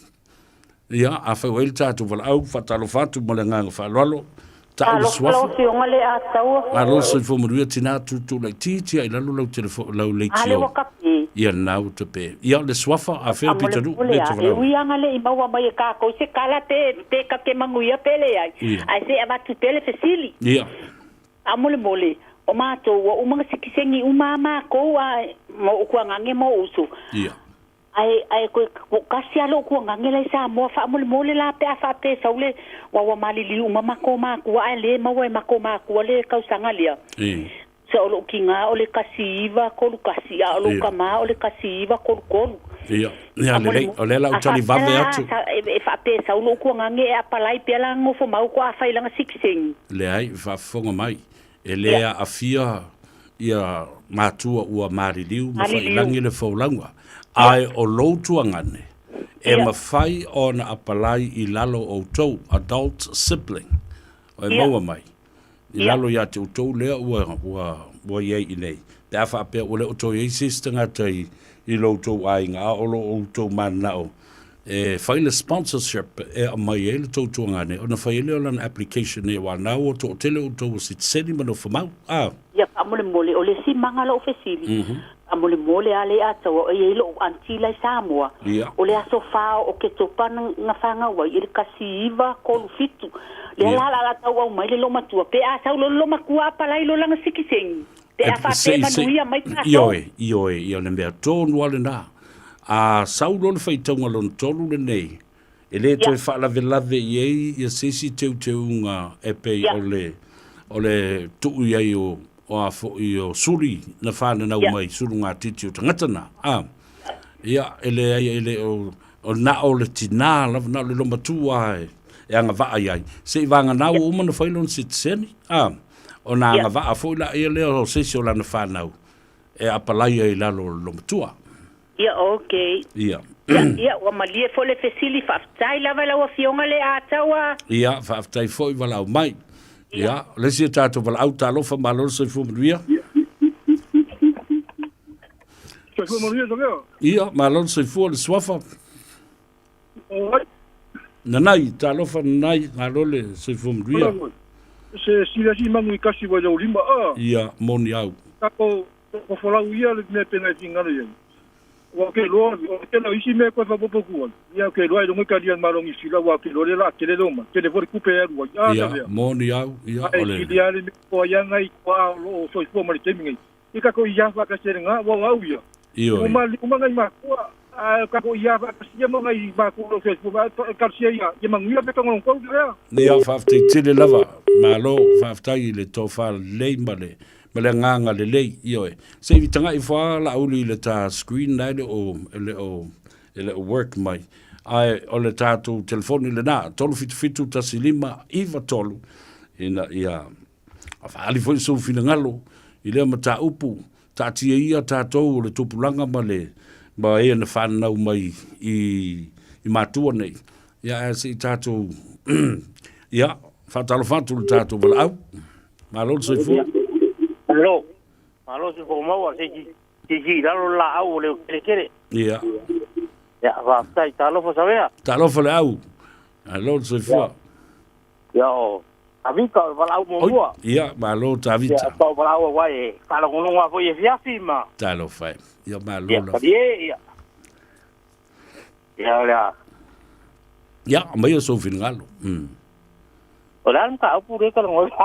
Talo Tawalo kwa ma, so le tawalo kwa ma. Yo, sabia la o lugon le yo. Ya, mera ngai. Ke falo longo e ko so male tele mal mta pule.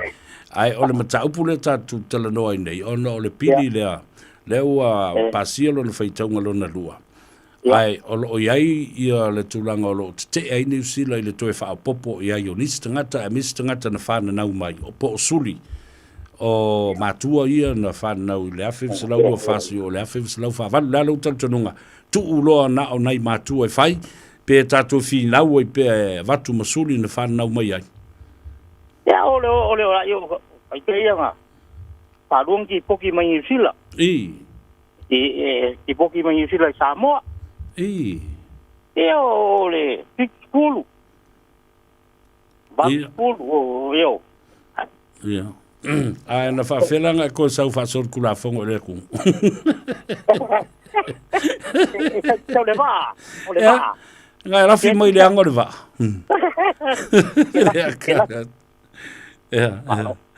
e va o sio kama ole msa sabia o ngole ya deve si piego ya lebi Talo lebi kuilangi sama yo kuilangi yo inga ale talo fa ia le o ngala uma fa no siksengi yam yo le su ele le mawa ko ngila utex o ela tauna ela ve le tula fono na o le lua fa mal fa ma le lua fe ma le tolu na eta o le residual residence e to tele lau whanau e a owa lau whanau a e te whainga luenga ngā a e te tongi lau tax ia ai te lua nofo ma le whawhawhine maoli e citizen ayo nā pui o ayo ngā pui po le ngati whātua ngati whātua o raki ngati whātua o raki ia le nala ia malo fa tai le vala mai tato felo ai pea kai mo le kali ke le fongi ia wale lei ia fa tai ta vita des tato vala au talo fa lava malo se fu via talo fa vala au ia talo fa lava le sofa le va mo si pa mo ia ora ngai sa mo mai ole kausanga le nga kai yo kasi va kai va ia ai se matua ngora ngoi li singa ngora le kasi iwa mo dua o tato fi nga kai pure nga ka ma ia o tato fi na nga lava fo le o le fai nei ona o ia inisi o mali diu ai o matuoti ia fanau ai sa entitled ia matua il familianga le ia pe o le tato fi na nga le e tilo i me uma fa pene ina ia tato tilo fo i tātou ia po lanto i ngā whinaunga. A lea watu neli tātou whinaunga i le mta upulena. Ia ele taliaina. Ia, le la wa ia, whaaftai waru le tātou walau lea. Whatalo whatu le tātou walau, to 10 minuto le tātou, e toi tala muri ane. Talofa lava. Talofa lava savea le nei afiaf. Ia, malo se fua, swafa tina. Malo lava se fua la suga. Ia, o la ofesili. O grandparents, wa siksengi umai ngei au wa levanga koe movie Samoa. Ia. Wa maliu lalo, grandpa akoa lalo, grandma la soifua mai taimi nei Samoa. Ia. La sili la. E wha mata e mawhai ona ofi mai ai e mātou o lo i Samoa e le siksengi lea pe a wha pea ai kalia inga le kako mau le ave wha mole mole. O grandparents will live in Sitseni. Ia. Ala la o nofo i Samoa. La tau sanga whanau o le tau o lo tina. O mātou. E iai la ua o le kasiva wha lua. E iai umala ua i kongu i le mele. Ia. O le nae whaulia ina. Ioi. Okay. Ioi. Pawale mea ia pasia le tula fono. Ia, o na tātou walolola. Ia le whaatino mea na awai. E uman le pasia le tula fono. Pe a whai e pasia. Ia le whaitau alo na tolu. O le whamoe moe lo iai ni usila. O lava ni to iai nisi te unga e ese mai. I mea ua ta oto nei iai. Ua nao i la tau na soifua mai le vai tau sanga na. Ia a toi a watu fwoi msisi whaapoponga o nistangata. I whafo mai o le scope lea. Ia po le vai tau sanga lea. Ia o nā tili whiwheu waila. Ia lea le tātou mtaupu. Ai tātou. Ai ia lea manu o ului. Nai o tātou matua. Ioi. Ia alo pasilinga ngai asia whaila mo pokalame la sunga. Ia whaaftai fwoi walau mai. Alo tala pele tātou leina tolu fitu tasi, 5, 2, 3. Sofina ngalo. Pela tātou tuuloha le whaamurianga. Nai o tātou matua. Patino iai le vaitau sanga lea. Talofa lava malolo soi fumanuia. Talofa le walau. O talofa o vinga ya tawa. Ia, talofa. Miriam. Talofa. Ia, kan konga uia ia le ako wawa. Wa se la upasengi a lufing along. Ia. Ia. Wa ke longa fa pe koe mga umia ka ko ngi me te ngai. Sa woye. Ia ke longa fa swing ka ra ki ki ka ko. Maka wa ka ko ruile. Ni me te ngai ska isa ve. Ia. Ia mro nga fa alo mo ngi le ya. Fa te tele lava fa pena foi. Le toi foi atu i ainga, ia mai se le ngā Gagaifo Faiva sa whia ngai ma le atunu. Ne aso, whatalo whatu le tātou walau? Kalofa. Ia, talofa vai pua. Alo le soi fōmanuia. Ia, kai bolo a vangoa. O le whabol lewa sabe, o le ako wale i uwa o le whai uwa le wa ye le kalwa le whai uwa le o le loga lua. Ua pasia le whaitaunga momua, pasia le whaitaunga lona lua, ai o le vaenga lona tonu la lea, ua ave lo i tono le mauta, ua te tala ai i le tō wha, o whelaflafo inga, a sui lava o le mauta, ioi. Ia, a lea la, na watu e maisi te unga ia, ina ia ave e sea le tau, e whaatino ai ia le application. Ma ia toe whaapopo, ma toe tala i tua le vai whale, ina ia ngapa mai i le tausanga e awhi visalau ono tasi, ai tātou te le i tūto o tasi le nā. Ia, ai o lewa mai i le whelaflafo inga le asuana na fia te ena, lono winga la o lau whaamtalanga.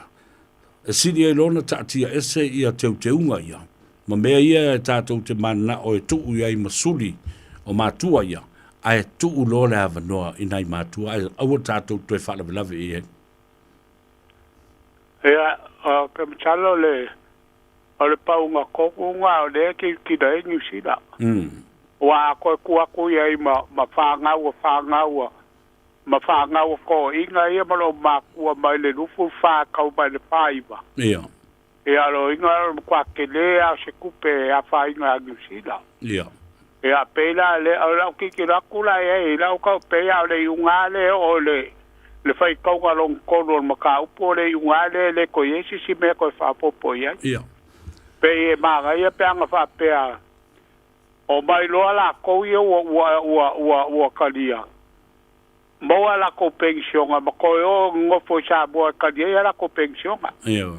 Pe me manga ia nga wa o kela wa fia o foi ki skaka ia nei nga ka mam ki nga makwai. Isa mo le la val maruru. Sa o le la. Apa la venga. E o loa ia ko ka o mai fo ko ka apara le si o masinga. Ia. Pe mai ia pe nga mai ia le mega le move nga awa ko le si o kasi ka usanga le. Ia. Le ka usanga sabe. Malo faftai. Ta ua tele lau tope mai tate whenua ima whaatalo fafo ia te ole te mamatua le tātou whono. Ia o vai mai ua e toi a ngai ai ua i tai eisau appointment e te a ngai ai. Ta e lau appointment for ba i la lava vealunga. Ta lau whai. Ia malo whaftai tele lava i lango mai. Ia. Leo lo whaatino i whaftai foi mo le tātou por Kalambe o le vau filifili po whaftai le tō wha. Te tala ia whapea foi le whaato toa i. La ngona foi mo fina ngalo o le atu no. Bo, ia, baguia po Kalambe sabea? Ia, whaaftei tele lava. Ia, o le uto e 5 minute tali tu lai ono, tātou wala au muri ai e lua. Tā lofa malon sa i fumria. Ia, o sola lana, tō saula sista wala au. Tā lofa. Tā lofa, tātou wala au muri lea. Hello. Ia, malon se fua, le suafa. Kau le lokai ka la honga, lokai ka mga kunga pura. Ia. Wenga le kau poko misi la sala ko fanga le nga o lokai ka ma. Wa ko le ko keling kau sanga ko sai fu nga ma ko ba ko mengis. Asa ka ku ula mo le first generation o ma ku ia. Mai Wa lo kai ka mga ai lo mai pe lo kai ka ele ko pe ko don ka usanga pe e o la mo so fo mo ko fa pena ya ele lo e tato onda ole le tu amolo no finingalo e mal malamba ia mea ile so fu o tangata ai le anga le tato te talandoa ile tu la fondo e patino i tangata na so fua ile vai taulea male vai tausanga lea o le atato o le malolonga ta ia na ia tato fa silanga fa pislisi o se pese foi se i fo lau ai ia le to telo le au fainga luenga o lea ua mai o la tu tute ia manga ngai fo foi o la tu Faiva o le nei asu tofi.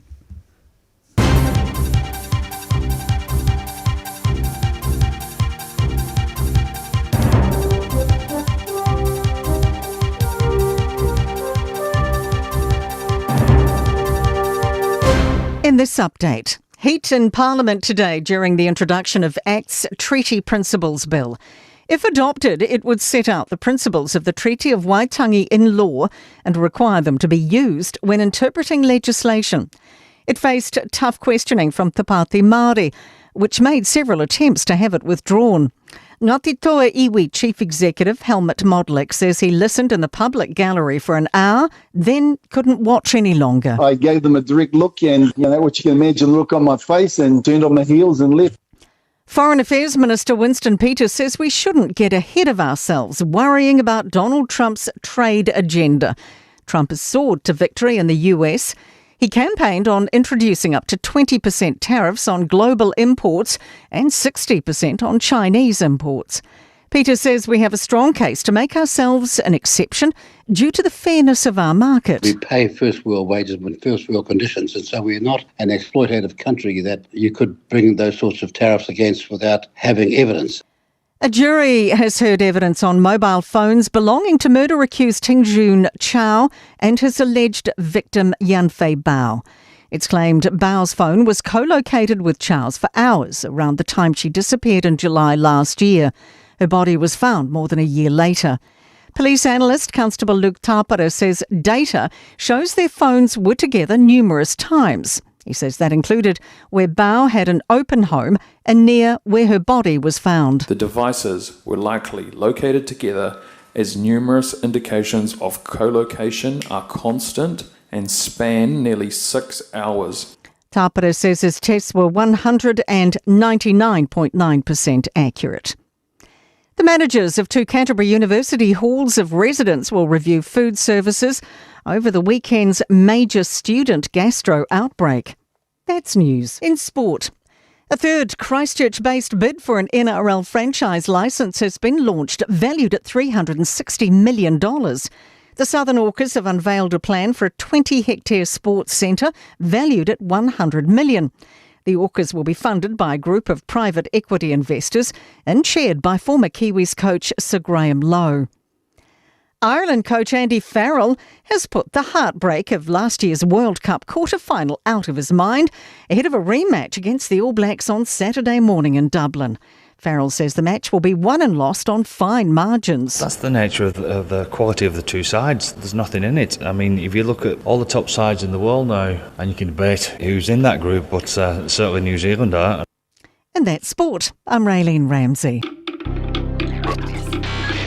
Tasilima i Watolu Amo.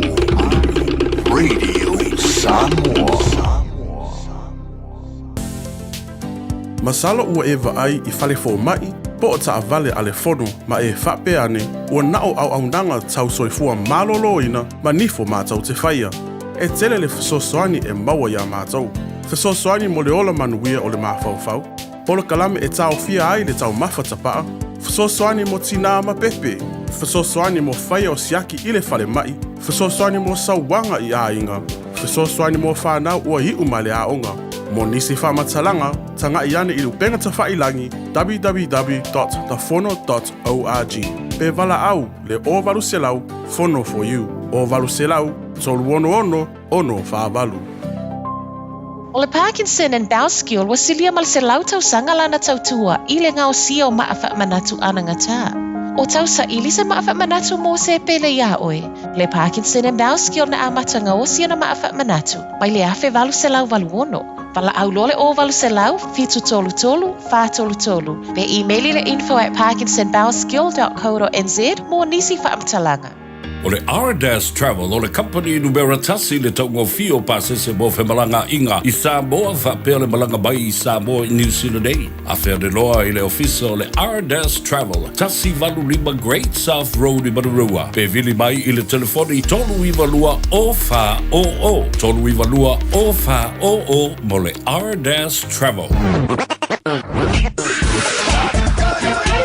Malo soifua, o le siafufonga Samoa, Radio Samoa, tasilima I Watolu Amo, se kia Radio Samoa.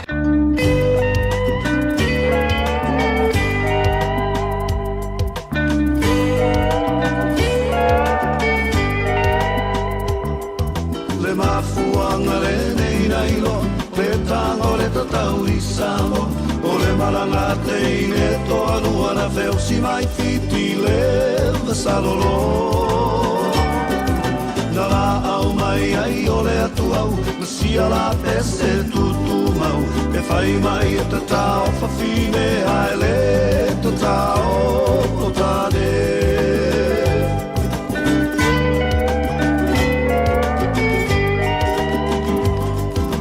O le alana tatai o tane, Ina wa se si ala pese tonu ingata yo fale alu po avai alo ole fai su a uatele no to fuai le o fa fine wa u sui ai si ala pese e fai mai e tata o tane ai le tata o fa fine.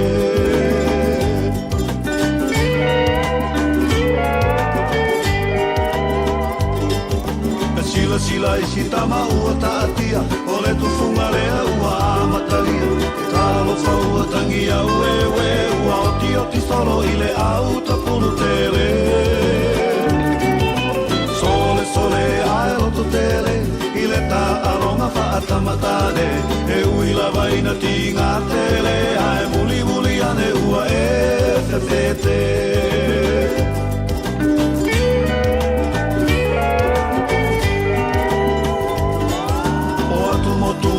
Pacifica, le sili Samoa le tautaua. O le songa imiti wa savali vali mai, wa fepola fi mai ona whaila. whaamuli ali au whaatua lua selu whaalau whau o le singano whaapea whaau mutau ua ova i le masalawa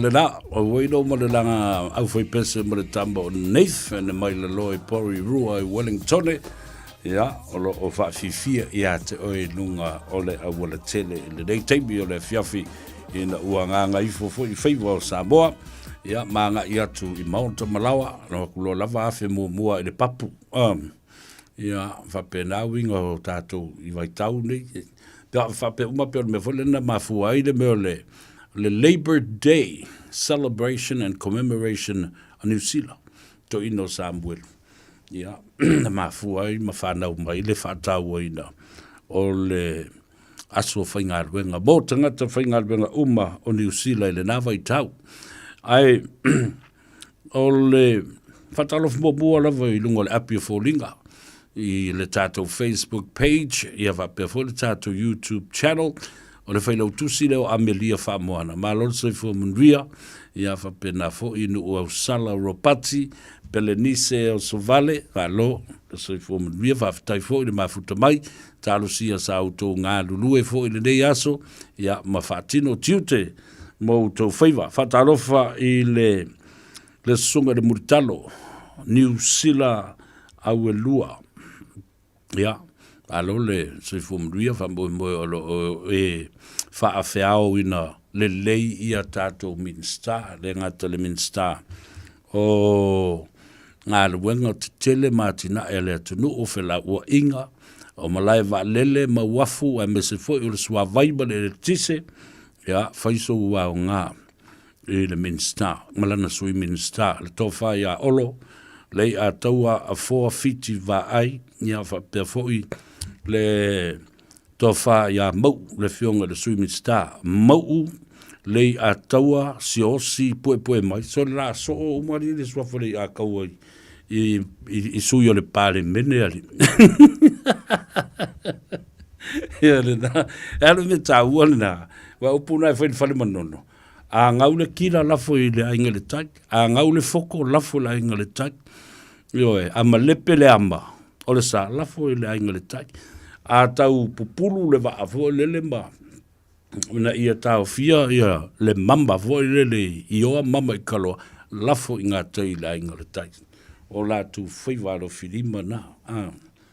Ia, o whātalitari atu ia le tātou malo whāloangia le tofa te lenga le muenga le tofa ia te le ai Edwin Puni. Toi fōi lau talanoa I tua le mata upu lea. O le teimile nei, o lo whanga solo ai ia le suenga o le whaamsinonga o le saina I ngoa ia Chang. Na ia whasiotia se te maita I te lavou. I le tausanga na se ima vai atu nei. A toa le leile tausanga o sue. A le maua mai. O lo ua maua I wha mau maunga o le data le tio. Ia, o le alasa I tātou mai, o le toi wha umatu la ia leo le tala le na. A leo ua mafuta mai, ia le ostu ofe vai atu o na taulangi mamamalu, te lenga a leo muenga, tau whae a te le ai Edwin Puni, o le te fono le na. O te tai o le Pasifika, po le Pacific Leaders Forum, ia a o lo o tu manosi fo I le tu pao Samoa o lo a veai le fionga le alolii ia fuleai semi fuleai ia ma te fono le tu pao Samoa fatalo fatu te le ai faftai le angale le o le tua o toi te tai mai foi lo soifua pe a apa atu I le imata upolo o tātou ta pisai ia ma mai pea le taimi tāu o lau fionga le te fono o lo mwhai ona tā ale angai ma whale ma tāla tala a wale whaafonga Samoa ia me se fo ilana tā pua I sila mai moa mai lunga o api o fōringa ma le TV ma lolo se fo manuia a mriu mai ile tā tala roanga le rei aso ia whatalo whatu danga ngā whalalo le ia taua ia me se fo ia le whaafonga anga le tāntu tunu ia le ngā ngai fo Faiva foi matute o le rei aso Whamoe sa manuia le ngā o Faiva le tae au, ia, ma ngā I mai ei fo I le nei teimi o le whaatawhiti o le tele o ngā ruenga o le nei vai aso. Nā mai le tau mawhainga I lau tō wha? Ia, tele a foi tiute le a taua. Ai peu o tale toi fia moe le teimi nei, ono leo wa vai atu ua toi au se anga. Ia ona tau leo le wha moe ba iei fo ia tala fia sa mo mai le so. The official fai pule ia te anau tu yono. Ia le fōlinga mai o le whai unga masina nei. O le a whai ele tō lau longa, lona tolu o lona winga. E tātou te pai lava vai o le tama I le nei tau sanga. O lona winga. O se mea lofa ma nei a leo kisi masimo nei a inga masa moa le a taua. Ai whalonga mai a ngā iloa. E whai a tātou tau sanga o le Citizenship New Zealand. Sa tu o te tāina ma wha mai moa I o le mabano le tunu u. I tauru manga o le whono le aso nafi. Ai ngalo ia te au. E ile lātou policy fo lele e nao na tuu a ilunga o le aso lava le whaatino ai. Ma tu sao mai ia hata mai I le mau te whono ma le Parliamentary. Ona toi tuu le I lalo I le aso so ai. Ona o lai ai ia le whono o lo whaatino. Alo o pu e ina lava I le teimi lava le tas. Ai I la u mai tau atu I le aso na nafi. Ele lei sao noanga fo ia aisi. E fo nisi la tu te ena nisi mea na whaatu atu e peo te unga la ia na tu atu nei. Ina ia tala I tua.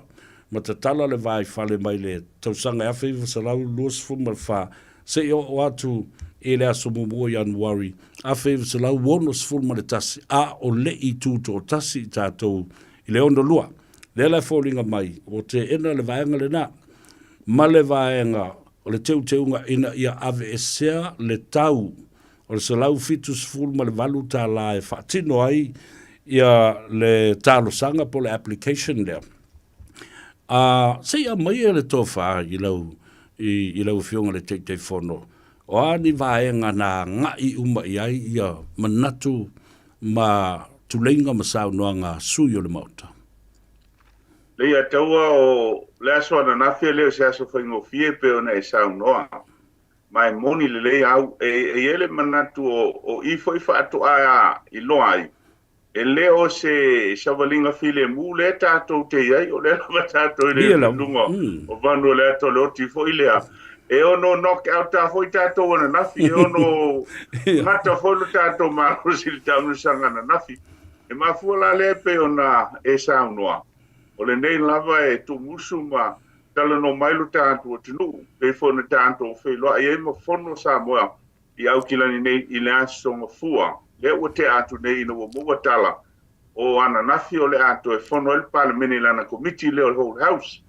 Ma o le foi santo e momodi e lava le tanto a fe au, ma fe sota i atu alo ia i tūlanga o vaenga whao whai i le National o le New Zealand First o le Act o te Pantia Māori o le Green ia whape foi ia le tanto vaenga le leipa.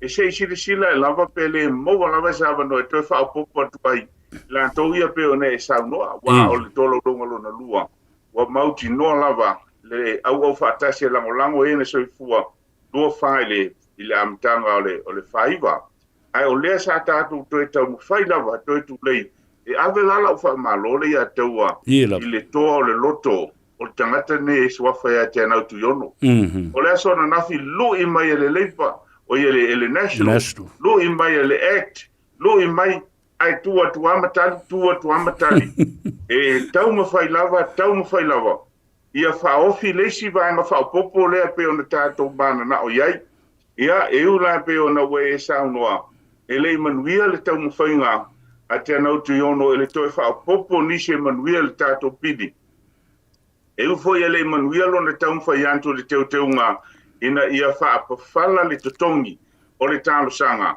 Ai, na tūla ele si tama a Samoa, e ngoi a wawasa mana, ia mal New Zealand First. E se a foile mana, ia a whaile le a taua. Ale me whalo le pivot i me tau fusonga, ke ia waso le soa le si ku, e wholi le si ku, e soa le si ku.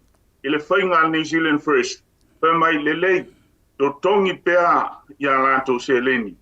Ai amanuia te fa foi uma mai e se poko ko inga foi ngole bea na no pe fa malia le national mal act ia totongi ai mai la ne te unga ai amai amanuia ko ave uma ku pe ko inga malo ma ko ia via le tua na tau foi ai o le so na filia tau malia lava ta u tele le tatu tu ai pe e lava la ina ua ave se mai ia vaenga na o te unga ia ai tātou te tatalo pea ma wha moe e le inga e maise le musu ia o tātou te tai e le toa tele o tangata nei whaftai fo i awa o te lolo no whatalo le atunu o ina ia maua se file mu o le ala le talitanunga i lau whionga le teitai whono le ua uma na tātou whale ma whono ma au mai fo le tō whale atunu o nā whio mai le tātou whontanga le nā o le a tātou mālirie ai ia lea manu ua ulu mō le nei taimi. E iai isi fo i fusuanga, mo isi fo i tāmirisanga e whaia mulimuli ane. Ona ua tātou vava ai le taimi. Is the essence mō le soifua o nai o tātou tangata mātua tonu ai whaasino tonu iai le vai tau lea, ma le vai tau sanga lea. Talai tele ai. Ia taua o te tonu o le anganga mawalunga le na e fo ia le tarafa Peritania lose the battle and win the war. Ua le mawhai o na whaamaliaina ia le whaofiantu o descendants po alo mawhanau. Ai o le mea sili fo i o na taua le fo i e ma i e whina ngalo tātu dru. I toso pele nei whinaunga. Pana tua wa fase fu lua tau sanga. Talo mai ia le taimi na whaile tu la fono ma ave se ai. Ia o fina o pea le to telefo u whailangi nisi o lo soifo pea nisi o watanto tu la ima ngā lulue. O le manu manunga i toso pea le nei fina unga i le tau mu whai nisi vaenga a o le lava e saule ma ale alo le soifo le tangata mutua. Ai o inala i ele anga whaafitai i le mai tau. O le teimi le nei le atau, o le tapena lo ale ato, pa o le to ina male lo matua, welcome to New Zealand. Le mafua le tala te le ai, ono o le aswana nafi, ua au mai e foi le tūlanga e au whaatasi le Parliamentary atoa. Ina ia, langolango lo le pili lo tūlanga wo ye mo le au mātutua. tu ula e mal fa poponga le a manuia to fa fo ile tu pesa tongi e le ole manatu le ua a mai fo I sota inga o le masina nei ai te fa ile tolo longo non tolu o le fa fitaile na o le vave mai ono lesi le na popolenga o le umi o le telefo le na le fa ino au matua ai e ye le tulanga taua wa ve fo le nem ta upu ta tu la ile ya taua anga fa ftai fo ta tolu maloi au kilani nei fa pe fo isi o lo nga lu le tanto tu ni sila isi ya vaenga ona wa mafai fo ona tanto fa masani ile fina winga o mata upu tono al parliament no winga ai wa matan masani ta me fie o de lo parliament fi ka upu le ya tau. Well, it's a learning curve and learning experience for all of us. Ai o le tāua o le tātou totoa e tuturu pēr ma tūtu la I atu. Ia a wai ladies I o toi whaia mea le atunu o le teimile nei. Ia e pēr no whai atu na tāla iti mai a o whai nei mea o le waka makua, makula, ka ulu, makau mawhai maki o. Ai o lo whaia pēr ona o le anganga mone. A lo whai le atunu. E iai fo le teimi tātou te e wha maamulu ai ina ia mamulu mai se mea. La wa tātou tā alo il teimile nei ia tuatu la le na mea mai disi mea le lisi lima. Ma ia tātou fina wailai ni teu ngā wala. Mea la le tauna whai le immigration ma le internal affairs. Whatasi ai la ma le wawa ai I se teu unga. Ina ia awai ni a tō se fulu tau sanga ono nofo pea o tātou mātua ina wa whai o lātou se seni. Ai ia o ko meki lava le anga vaa loa e tala I tua maapalai I lana superannuation po lana superannuation po lana pensione fo. Le atau e sile fia o le mea mua e maa ale le neima ta upu. O telefo ilan tau e le ese tele tonunga tātou te o mai se tūlanga le leile wa iai. O vaenga la hia pe o ena e saunua iai vaenga e le I antoa iai pe whaamari eina whinaunga. E isi awala whaatino ai. O isi awala. O le saunuanga le ale sui o le co-leader a Debbie fo ile ale te pati Māori. A pale mai te pati Māori I seisi whainga malo fo ile o le a avea ma malo. E no fo e toi langa le mata upule ne e toi whaapopo ma mea ia misi. Mai se a mea ia o alo mwhanau te Senate. O lono winga. O lai lava I ai le lao. Ka atusa le whingalo le tuan. Whawhani toi whai. E ei vaenga fo e peo mewe sa no e superannuation mo me fa pena. E ma fai lava le fai ngā malo. Ia na ia policy. Ia ona fa pea o le la sui le policy le a mo e na soi foi sa mo. O e na manu ia mai le mata upu le a ese na sulto sang e ia isi a wala foi on fa tino ai vaenga ia taua. Ai o le taua. Pe mo mua o lava nei ngalo le nganga whaafitai a tuiono. Wa ana le mawhai ona whai ia le nei whaamoemoe. Manu whapene ia le se me tātou te tala no ai le fui se me o tātou maua. Whaafitai la le nei a li. Whaase lua tau sanga o fina o pia Samoa. A le wa sau ia le lau tonga. Wha o tātou kanana pe o tala o tusi pa ia fui le a le antaua. Ia o le whaamalo mo le whaafitai le nā. Ma le tuli matai atu. E le te tauna i se toi no whaka koe kaunga malanga umai Wellington e le a taua. Mo le tōlau longa lon tō. Mālia lava tele. Ai ese le wha loto tele tangata I a te au. Ai mese foi o le wha whangafonga tāpua I mele ale tātou o tunu. I le Samoa o le tala sa o le nā. Toi tāsi ale tātou laa I lisi tū. Ia ona tātou patipatia la ia lea. Ai, wa leo te lo le whanongolongo mai ia Samu lea telefoni. O ia leo le whailautusi o le whaafalitui o le Pasifika ma Samoa. I te tonu o le pāti whaapawhai o le Green. Le ngona, le nganga whaafitai. Samu, if you're listening, we want you to take and convey our greatest gratitude and appreciation to Honourable Te Anau Tuiono for such a wonderful, wonderful man and his courage to bring this forth. Whatever. O lea laua e tala no mai te lea. E re umai I ka kofusu anga le mele. Tātou te e anuan fo I toi la langa I fo. E nisi pāti ma nisi teime lumanai. And that's another fight for another day. A te lea.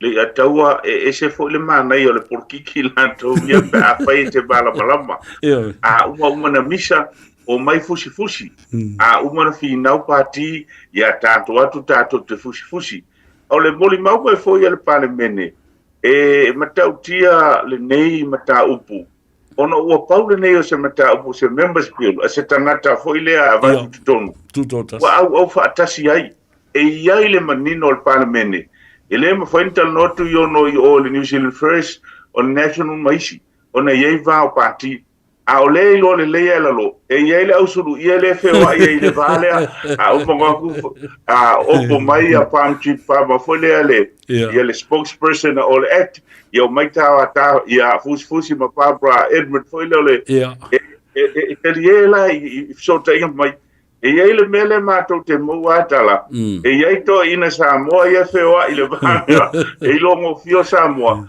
la que fai so mai miki mai fai ia fewa i solo ai ia e fa pena o Faiva fiti lilo ai ole ata mai le na ele fa pe ole afa misa te miuma e ia te me fina muta o po foi te tatou te fusi we vai la le talo to ino va vasa mana ia sau ele la molangoina ia le ave eso le totoni ai fa ulu le piri fa mai totoni ai amanuia ko ave o mara kupi e se foi la le tapari o le finga o le porkiki al to ina ia va vasa mai o to ina le ia tau a mal tanto muteli sala fai ali la e tau tele wa man tu foi e fiu lava tangata e lue ia va vasa mana ia e ia le pito e alu whaleanga on tangata Māori toi mimilo mai fusi ma sefe Māori i resi pito ia ona lalanga foi leo lona i tū Māori ia e whapena foi o teltonu e mita lava ia le toi ina i lona sotanga ma le swafa matai ta ua o le alo li i o le vavasa mana ia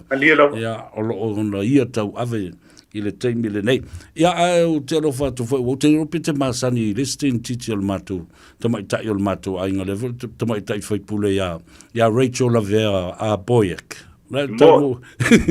E le titi foi le sao o sio a fafine a Lavera, ia Rachel wa ia sa te komiti, i le soa komiti, o ia foi a wa no foi te komiti mi milo foi lea, nga o leanga o Samoa ai o lea sa mimilo le foi ua mafai ei ona au o fatasi e ia so tanga mana ia le na monia au i te tono le ngata walo Samoa lo tono le Parliamentary e pe foi na ei ka ma se pulon le maunga e le uma ia mana tu foi lea suita work committee i uro fa to dia ia bato lo fa anga le maunga i lau foi nga wenga ai fa pena foi le nganga fa fitai ili to tele o sui e o papalang so le umal tato pili ali awole le fa sa boale le ya to va kwa makala uma e un ka ko fe lo ile do lo ko ai un finga un ka ko la un po ia la un ka ko mala ko ia o tala fie na le ngale le tu ia malo fa tai o la foto ina wa ole va ve ona longo mai tātou Samoa ta wala mai i le fionga le fai pule ya honorable te anau tu yono ya le aso o le afatino ai mai o fo le te me tau na tātou ta pena ya ma fusi le fau o malo le atu e te tau na tātou o a wa o se fa mrianga le tātou te o si i malita ta mai le ro i le mauta fono ma le Parliamentary ua vala mai a tātou tau lelei. Ia mai o tonu, tātou whatuatua i le tua, ma tātou tu i nā tupea tālu sanga. Ia tō le manu o Samoa. Ia e tau wala tu fōi i le Parliamentary o New Zealand. Ia tau walunga mai e lau fionga le te whono, ia le tātou nronga i le so, ia ona tau mawai e le ma wha matafi le tāwhiro inga le so. Taile a tau a Samoa, ia o le upula valtusi o lava nei ai te i tātou o le vi inga fo i le tua a whaafitai lo tōtu lai whaafitai le whaongaina fo i o lo mātou vai ia i lātou umasa ngā lulu e tau whaile nei ia whaamoe o lea ua e o i saina o lo iei o tātou tangata o sota mai ka nata pa mai le whaamalo ono o lea ua iloa o le amanuia nei o lātou mātua pe foi tō tele o lo alana i New Zealand ma Australia, Amerika, pe foi Samoa ai ma eu fo ia fesootaʻiga mae afai e iai nisi o loo faapoga mai e fia moua saukopi e se tāua le atau o le iai o saukopi le lipoti lenei a le soa komiti laga o loo faasolo ai faamaumaga o le history ma mea tutupu i le agaleaga o niusila iā Samoa o le ala lea o le tafa o le finagalo o le palemene so taimai lei ataua pe i meli mai te leʻai i le edwin@puni.co.nz avatu saukopi ia faapea foʻi saunoaga o le palemene moua i le agaga o le tatou mataupu ia o le tala sa fai foʻi i le taua o lapolapo ua uma le amatai uma le amauta ae toe o le toe aso nai momoa e lē tulafoʻia le faamoemoe Samoa manatu foʻi le taimi lenei afai leʻi moua se avanoa e te malaga i Wellington ma e urufale tonu o le palemene ia o lou avanoa lenei o lea o le a faatulaga masalo le vaiaso o loo iluma o le a talafono foʻi tatou fono faufautua a Samoa ioga e tofilau Tedstani pea foʻi ia le atou fā ia savea po le whiunga ali ataua tātou whelua i tā pena le tātou malanga tātou te ofiafia o lea ua tō mai manu wala wha mo Samoa ia manuia le nea fiafi le ataua whaafte tele lava malof te lai tā te whelua i pea ia ma tā pena le tātou whainga malanga o leo whaafonga Samoa i tū e fio le laurangi a mese o kilani nei e i le tai au e longo pui ali i ai ia maua le loto tele o Samoa o le loto tele o tangata tātu tū whaatasi, malanga whaatasi, mga ioi whaatasi, i le loto e tasi. Ia e manuia tele nei a fiafi whaasoi furia, alofa tele atu. Ia, sifo ia, whapean whai sifo. Sifo. Ia nā Samoa. Nā o tala la vole fia. Ia ma le loto nuti mo moia, ona o leanga le lei o le atua.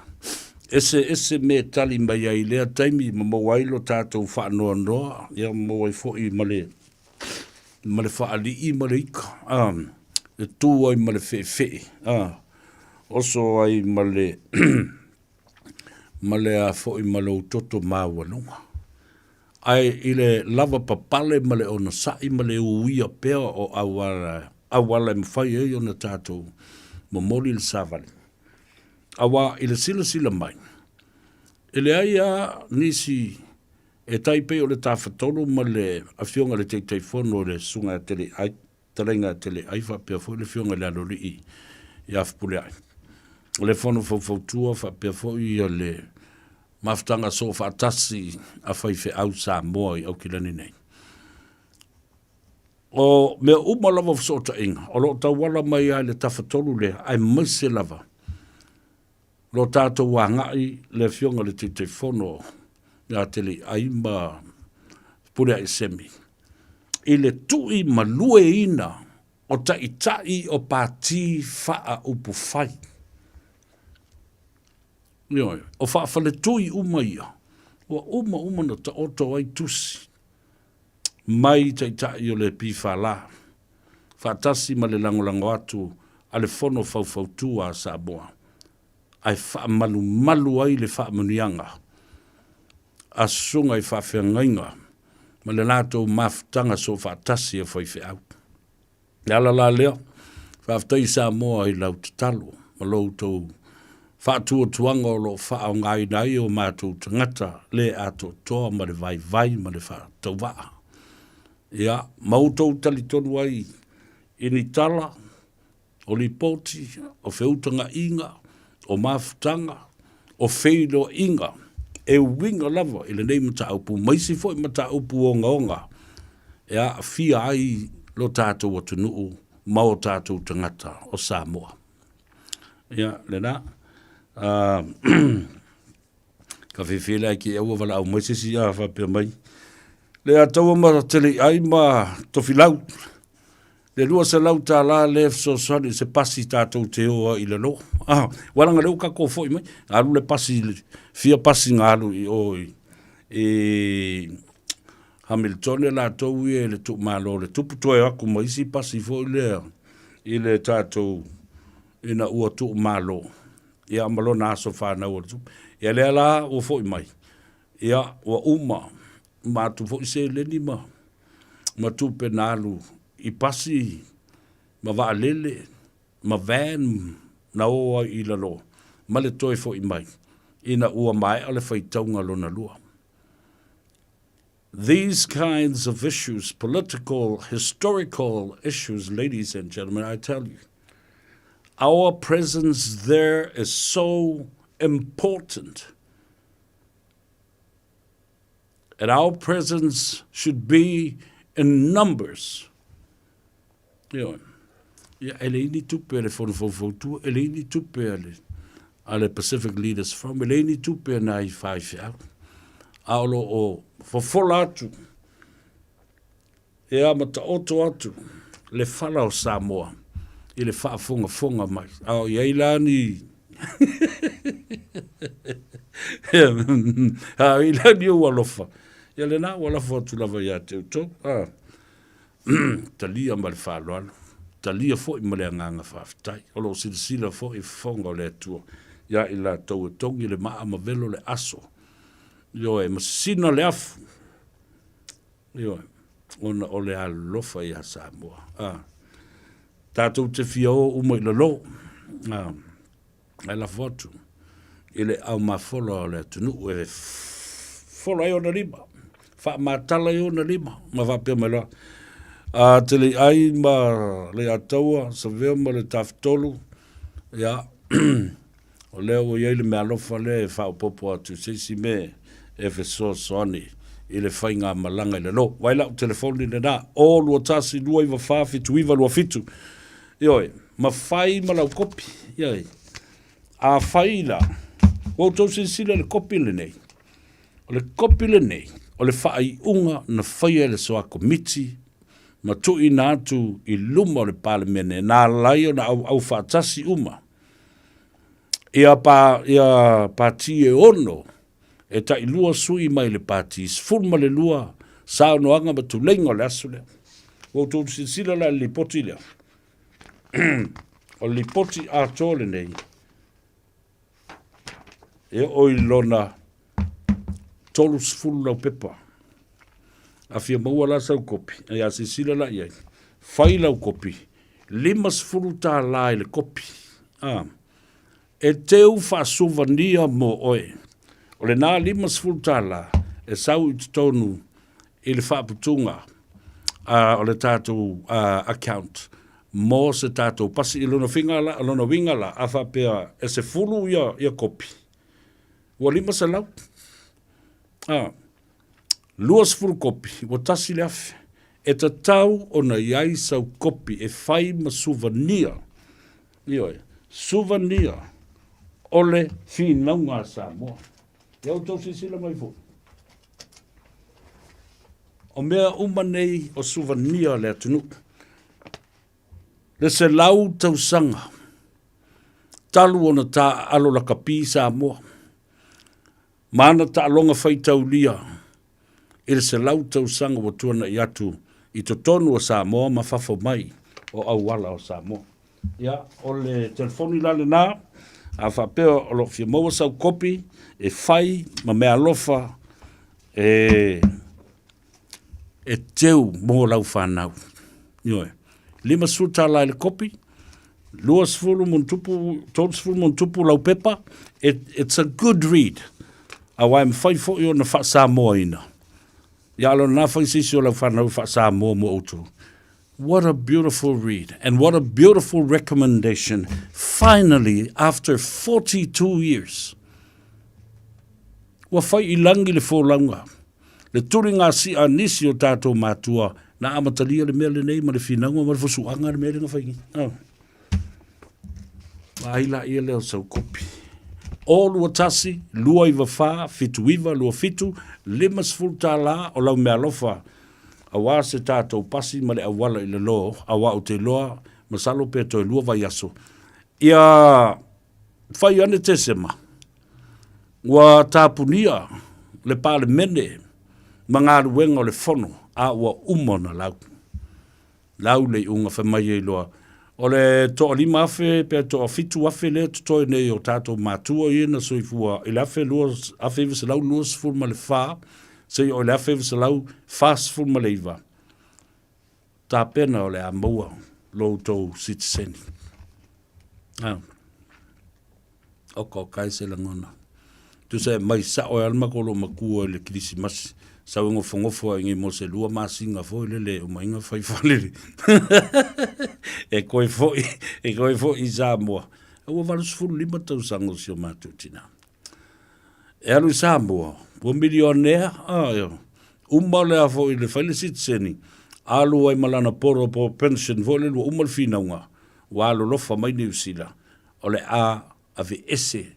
Tale pese le na se fulu tau sanga i te nofo e fato am fai. Ona e entitled i lau Benjin, Benjin, pole Benji. Ia wa atala lai o ta fifi, e le lua vai aso. Ia fa pe e fitu se lau e valu se lau ta la lau pension. Le wa elu mo o i Samoa. Portable pension where you can withdraw your pension back home in the warm Pacific country of Samoa. A valu se lau la lau pensiona na le lua vai aso le lua tuaine. O lona winga, e tilo anga i se mea o le afeli ma se lau ta la Samoa. E kangu i la lolo alunga molo. Kere koe kawalu le bank, i le banki Tala fia le na oka okai. I look forward to this. I look forward to this. Langa talu maina to tupu maina muta upule nei. E tate moe e le mamoe. Tate mafau fau alofa ye. Wa loma kua mako so le pe. Mai san ea. Le ale ngu mela. O fa ia ta otu. Ile nu mera fo le code alwe. Le tracking code alwe. Po le reference number alwe ale Pacific Easy Money Transfer.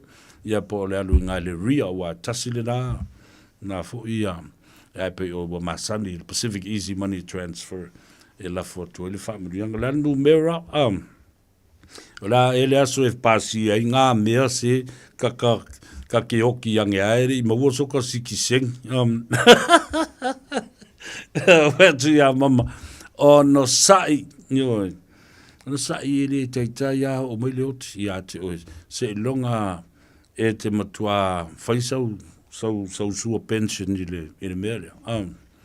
Ma fai malo sikisengi. Na e felele a e la le tus for lau New Zealand. And all of us, let's all look forward to this. Let's all tip in. O e lua tangata te wala au iai. Le masfulta la lau souvenir lea. O le lipoti atoa ma le fautuanga na ave le Parliamentary ele soa committee. O lua tasi, lua iwa wha, fitu iwa, lua fitu.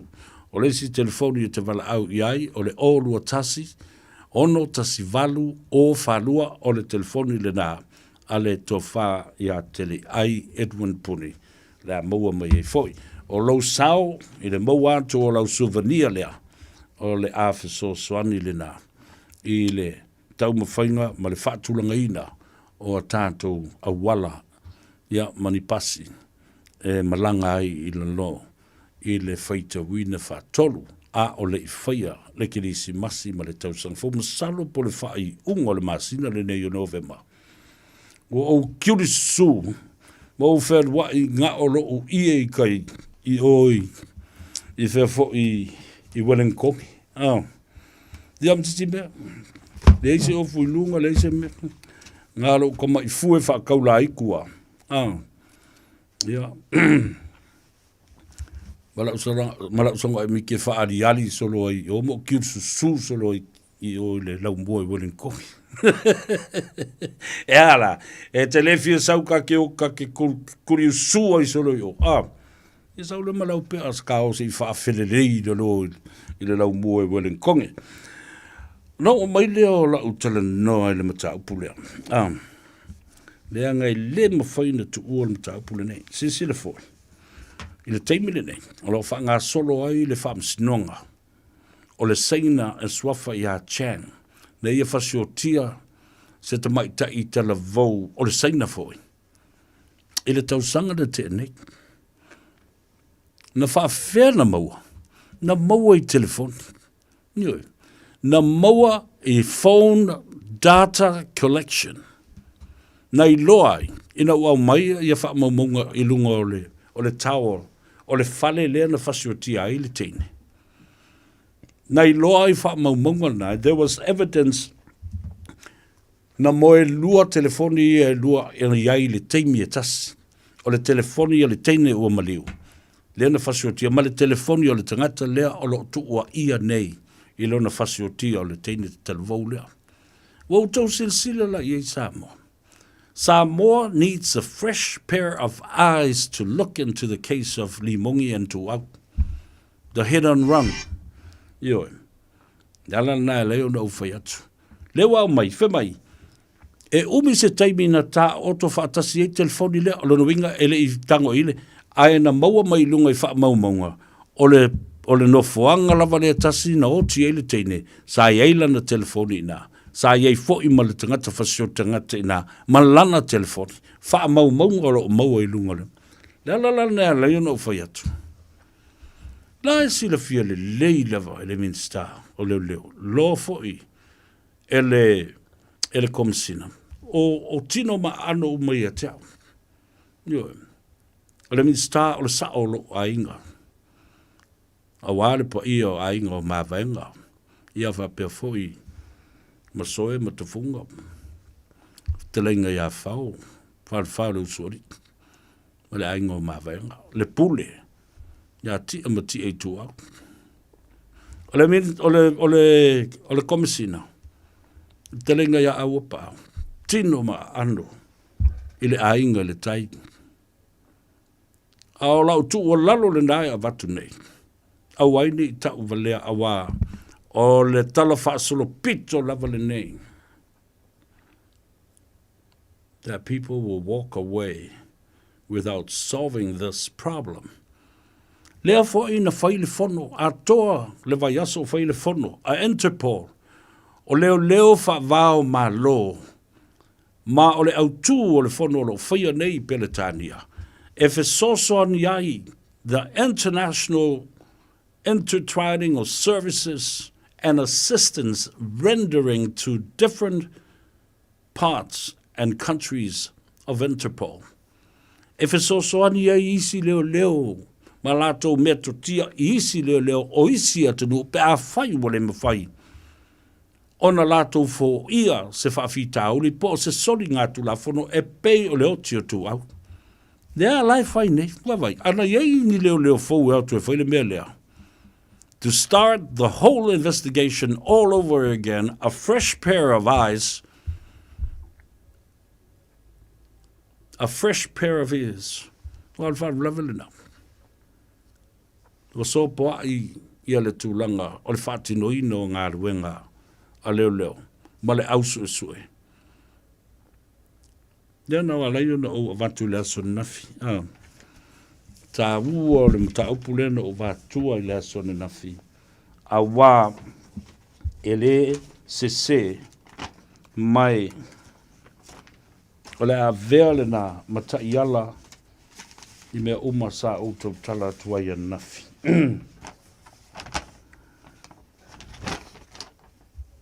Some people are willing to go to the grave with all this information and secrets.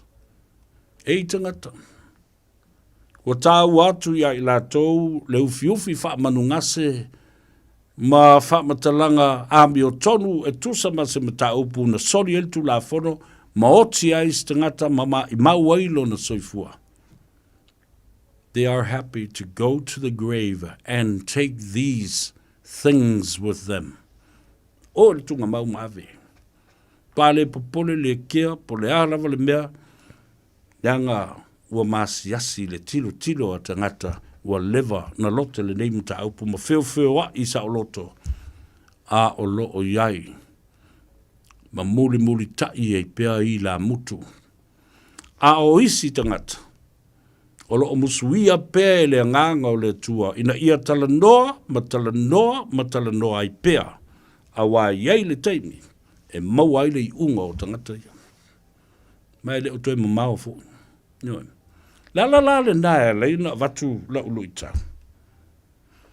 Ai se la le mea ua tātou le mawhai ai. Wai, sila I le mata upule nei. E matua loto malie, whaala pupitonga whaavao malol nei o le Interpol, International Policing Unit, around the world. E o mai e lango ma fesosoani ma mai o lātou to mai, au mai fo I mea whai ngā ruenga, ma au wala SS forensic investigation and tools and equipments and scientific research. E su e mea lea, e le tutongia, e matua fia tangata nei. E o mai, malau tatalo fo ili nā, I le fionga le minstafa, pe fo ili fionga le tumai tai pale miam, malau te lenga, lau sunga la uli an mali e toa. The law you sili. A pe fo I male komsina o leo. Au mai, ni tangata sue I fafo. Fa pitoa. Le la ua maua nei leo, Mr. Chang le ma le telefoni le nufai nei. Ina ua fai le mea leo te whatu so ai. Ua umana sapina nanas a mai ala court order, ping ye leo mara mea. Maua uma data I le poem e le mamao ma le whale o le tamaitai. Lea nauti. Nioi, maua I le pea lua o telefoni sa ina. Ai maua mai lunga o le pou.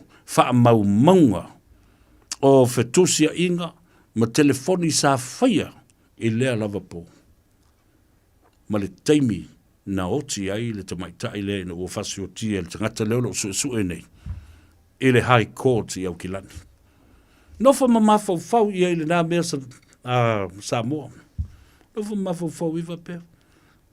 Nā ua au mai le lui. Ala le mea o le mawhai ai o na whai. Because with all fairness and every justice, and this word is to the bone and to the heart, no one is saying that who did this and who did this or defamed anybody or confirmed anything. These are all speculation. But these speculation is to be optimistic about the chances of doing the right thing. Ere au ia lau puata mawhai ngā malau tū ngā ruenga ma le tiute tau na whai. A whai o tapisa pele atu nu, ai le aise tali o le oti, o le tama leo tū au. A le whio wai, ma sa o loto tangata, o lo lau manu ia, ma lo o tua ia, ma la lafo mai tala ai le manu ia. Ua pei un tangata ele mawhai na paitino I aise ile ufa Britania, they're like the untouchables. Please. Whai se mea ina ia au mai le while mu ma le ami o tonu. A o le I whaia le tō sāo le atua. Ma se taimi au mai whaali ali ai. Le māta ngā ma le māsiasi I luma o le atunu. Ia. Lofa mai le atua vai lua tusa sau tātou manuia. Anga le leile atua ia I lātou o lo o I lunga le ale tele. Ia, ma saunga le mū le toi fo I atu I maonta ma lawa. Ntua, o ni ngalo ia te oe, sau kopi.